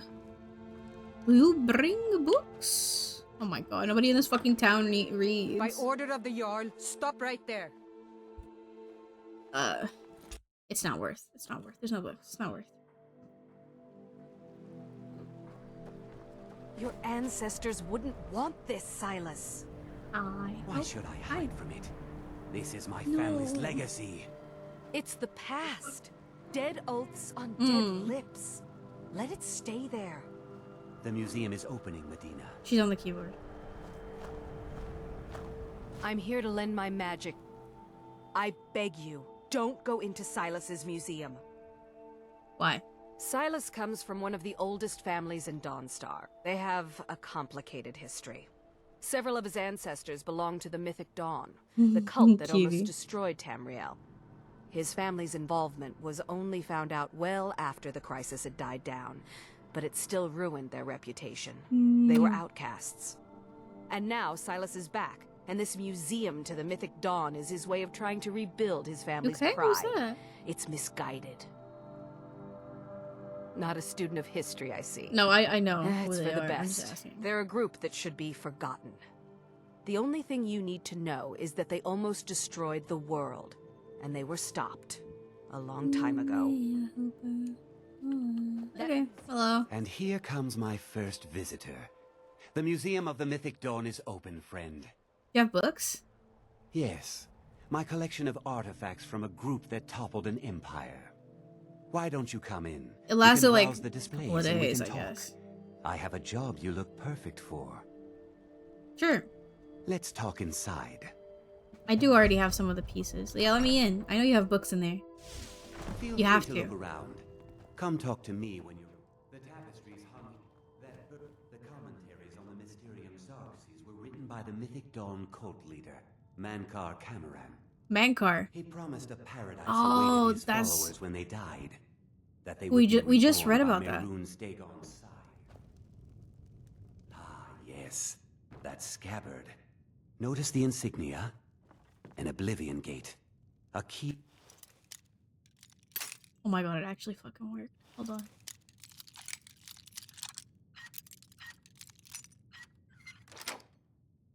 Symbol of Mehrunes Dagon, the patron Daedra.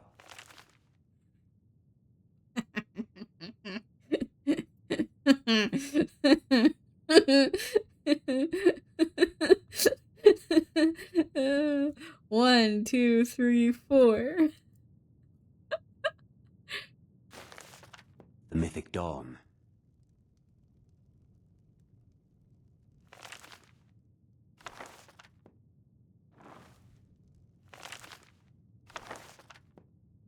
Fool!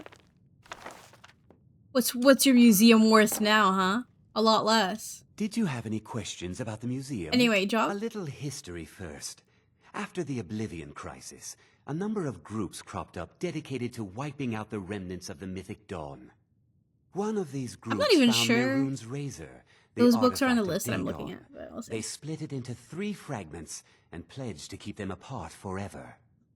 That was almost 150 years ago, and the pieces are still being kept by the descendants of that group, and they're right here, in Skyrim.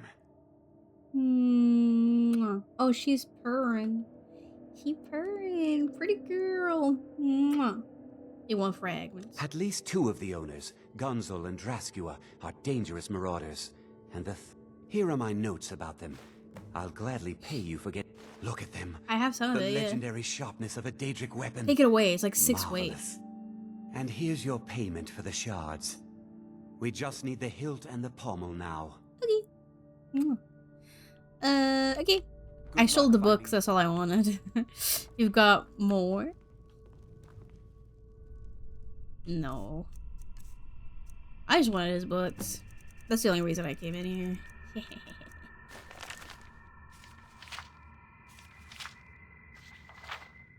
Perfect. I'm gonna give these to Lydia because these are a series. Still here. I am sworn to carry your burdens. Anything that's a series goes to her, is what I've decided. Which means this one goes there too.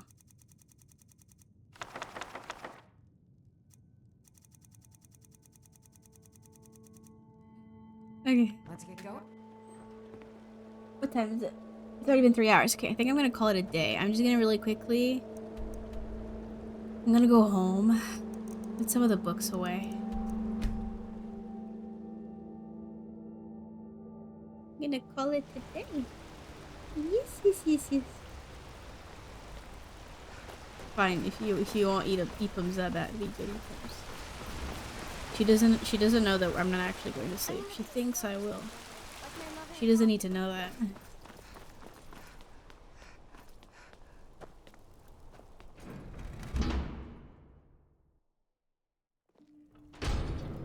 Alright. So. Activate shelf. So what did we read? Did I read this one? I don't remember. Oh no, I don't think I did. I don't think I read this one either. Let's see. I definitely read this.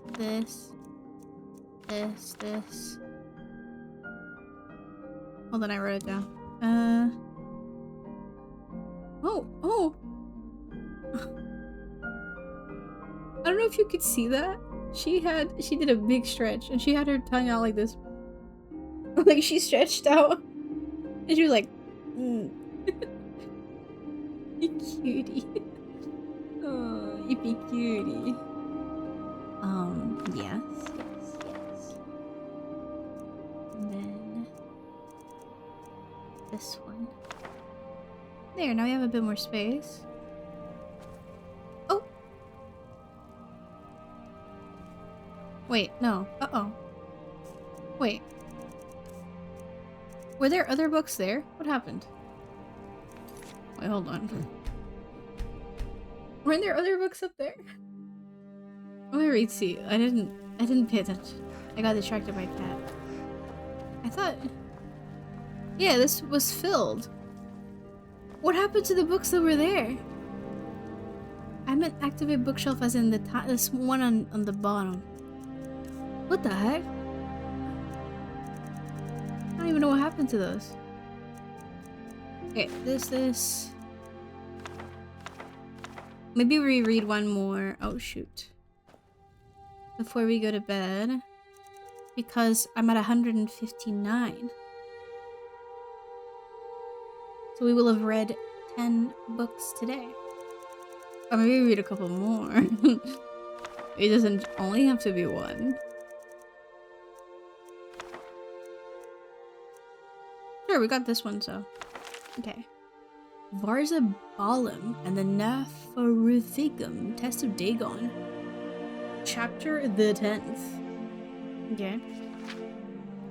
I will not be... Oh, I have to get closer to the mic because she left the door wide open. I will not be the first scholar to point to a combination of benign intent and arrogance on behalf of the Aelids as the source of many ruinous affairs for the old Heartland elves.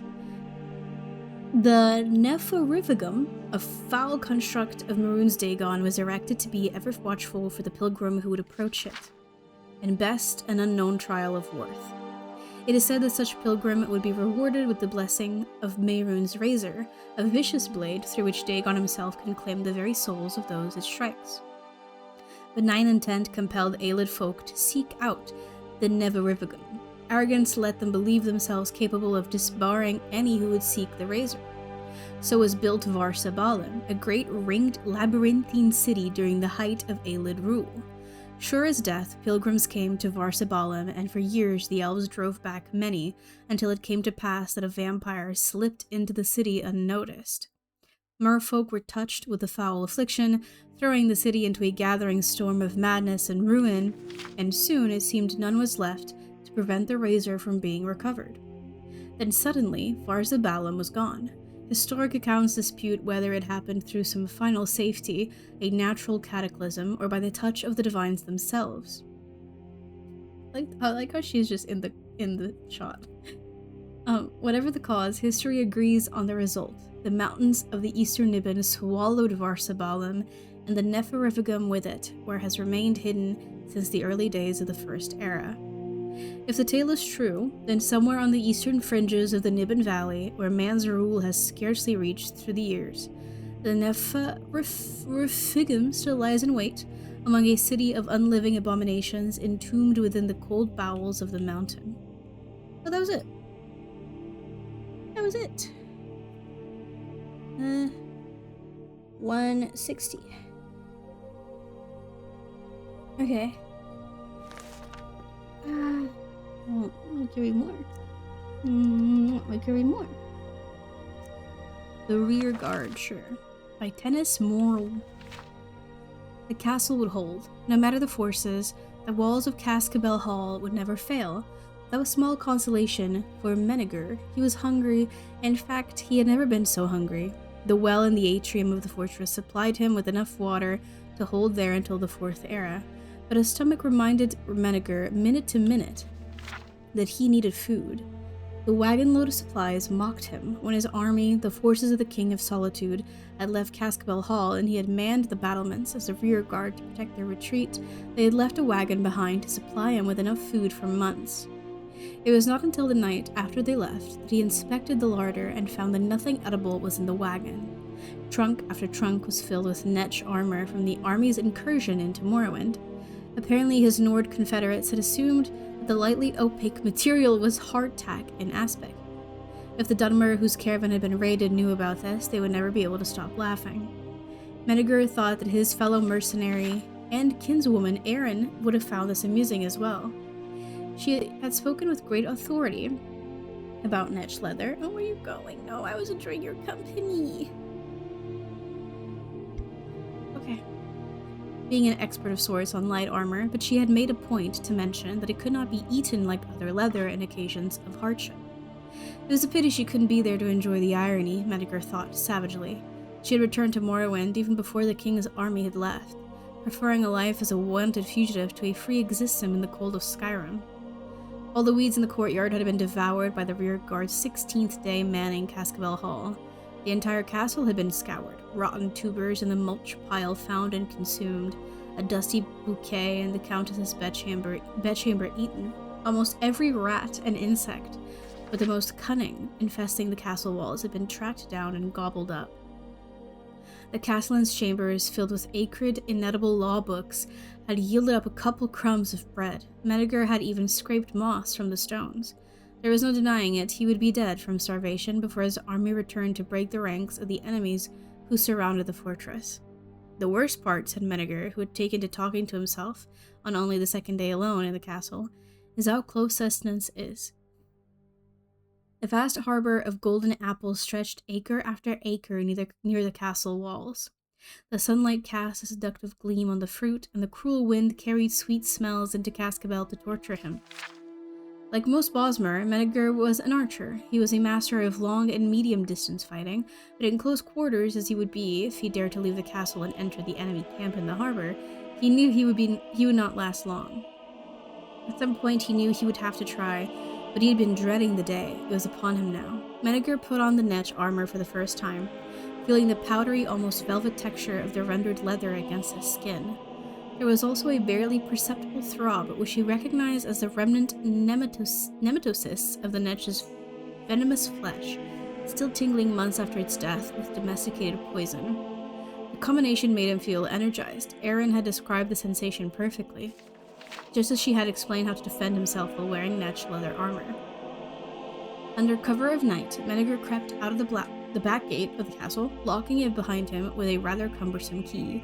He made for the harbor as quietly as he could, but a passing sentry coming behind the trees saw him. Remaining calm, Menegar did as he remembered Erin had instructed, only moving after the attack had been launched. The sentry's blade glided against the armor and knocked to the left, throwing the young man off balance. That was the trick, as he understood it. You had to be prepared to be hit and merely move with the blow, allowing the membranous armor to divert the injury away. Use your enemy's momentum against him, as Erin used to say.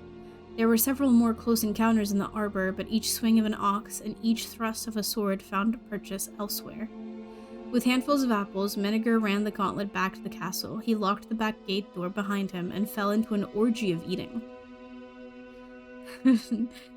She's still there. For week after week, the Bosmer stole out to gather his food. The guards began anticipating his raids, but he kept his schedule irregular and always remembered when attacked to wait for the blow, accept it, and then turn.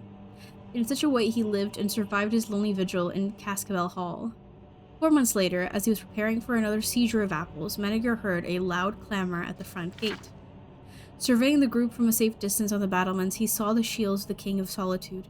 his ally the Count of Cascabel, and their enemy the King of Faerun. Evidently, a truce had been called. Menneger opened the gates, and the combined armies flooded the courtyard. Many of the knights of Faerun had sought to shake the hand of the man they had named the Shadow of the Arbor, expressing their admiration at his defensive skills and apologizing good-naturedly for their attempts to slay him, only doing their job, you know. There's hardly an apple left on the vines, said the King of Solitude. Well, I started on the edges and worked my way in, explained Menneger. I brought back extra fruit to tempt the rats out of the wall so I could have a little meat as well. We spent the last several months working out the details of the truth, said the king. Really quite exhausting. At any rate, the count will be taking back possession of his castle now. There's a small detail we need to work out. You're a mercenary, and as such, responsible for your own expenses. Wait, if you had been a subject of mine, things might be different, but there are certain old rules of law that must be respected. The problem is you've taken a good deal of the count's crops while here. By any reasonable computation, you've eaten an amount equal to and likely exceeding your mercenary's wages. Obviously, I would not want to penalize you for the excellent job you've done defending the castle in uncomfortable circumstances, but you agree that it's important that we observe the old rules of law, don't you? Of course, accepting the blow. I'm delighted to hear that, said the king. Our estimation is that you owe the Count of Cascabel 37 imperial gold. That's really not that much. Well, not much for me. Which I will gladly pay to myself with interest after the autumntide harvest. There is more left on the vine than you suggest. The Kings of Solitude and Faerun and the Count of Cascabel stared at the Bosmer. We agreed to abide to the strictest old rules of law, and I've had time to read a great many books over the time you were making your truce. In the Third Era, 246, during the reign of Uriel IV, the Imperial Council, in an attempt to clear up some questions of property rights in Skyrim during those chaotic days, decreed that any man without a liege who occupied a castle for more than 3 months would be granted the rights and titles of that estate. It's a good law, of course, meant to discourage absent and foreign landlords, Menneger smiled, feeling the now familiar sensation of a glancing strike diverting. By the rule of law, I am the Count of Cascabel. The rearguard's sons still hold the title of the Count of Cascabel, and he grows the finest, most delectable apples in the Empire. Damn, get fucked. God dang. Oh, hi. Hello. Okay. You want to go to sleep? Yeah. Okay, how about just one more? Uno más, please. Oh shoot, what was that one called?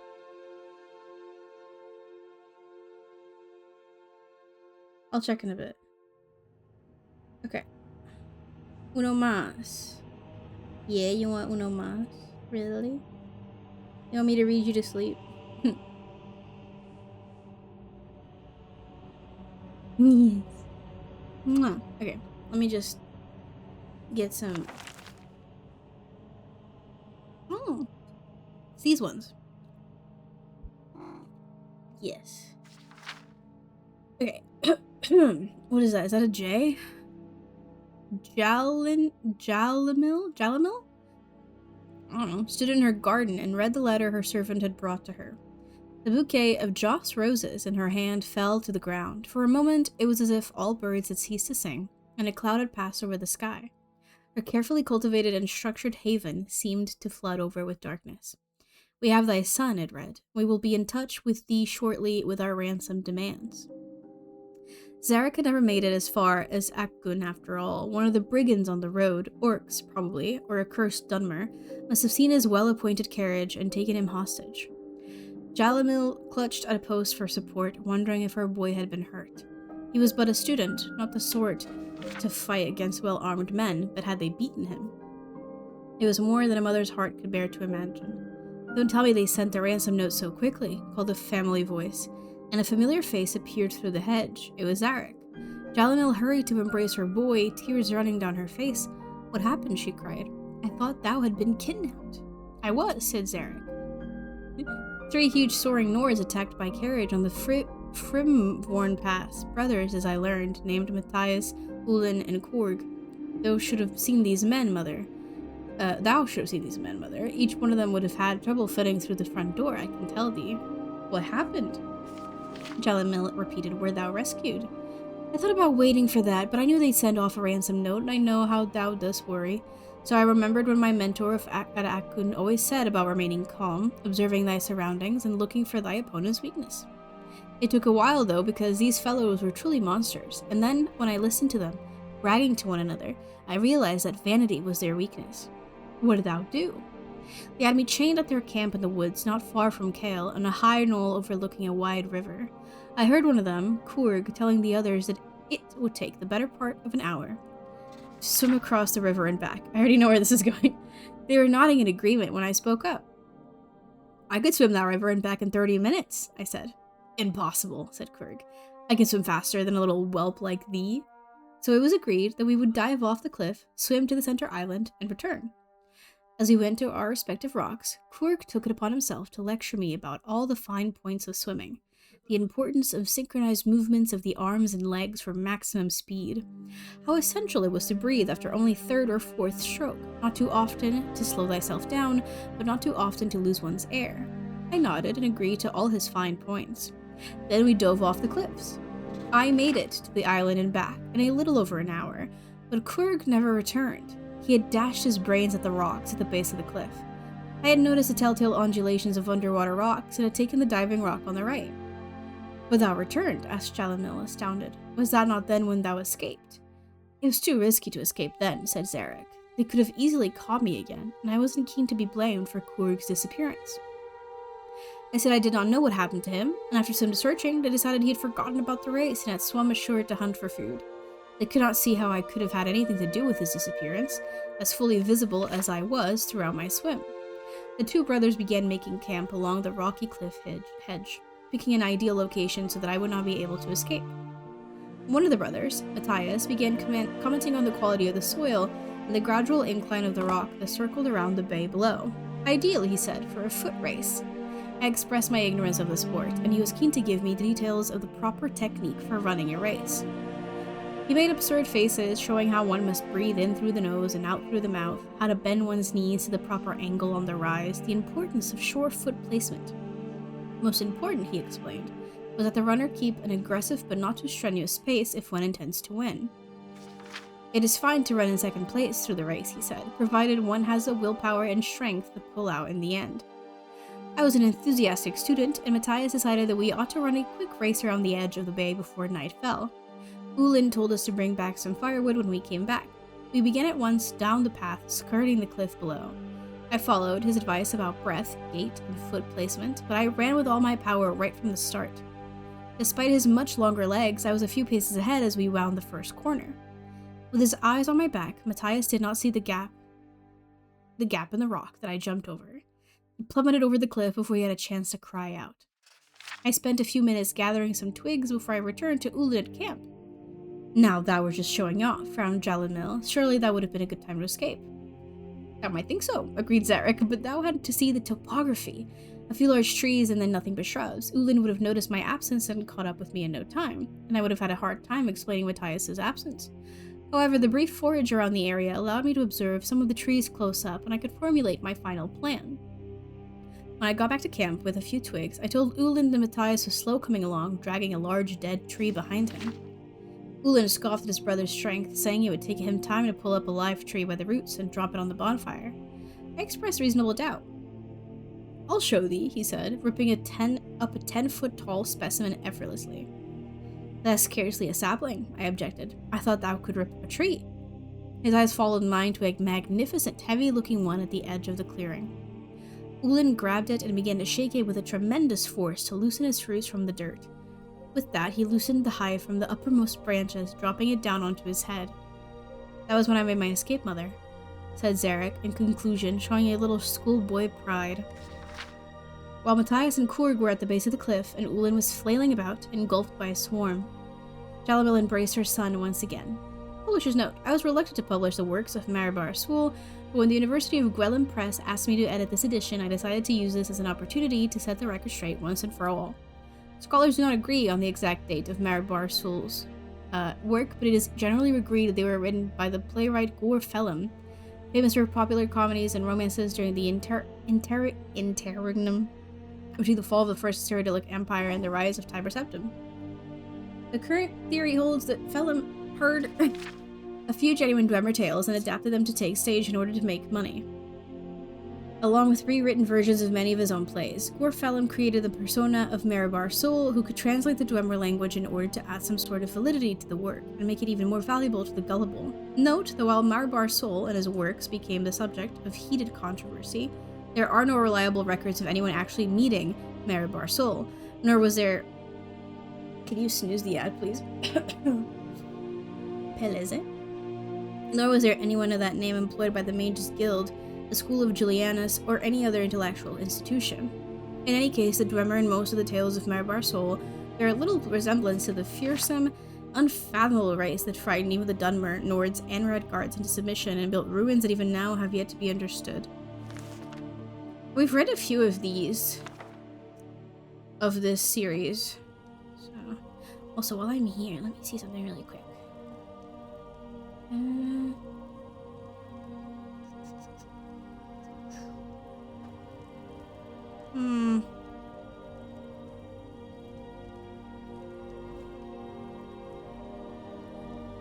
Okay, never mind. Alright. Anyways. I'm good for today. Stream tomorrow? I think? Not sure what though, but I'll be back then. Bye-bye.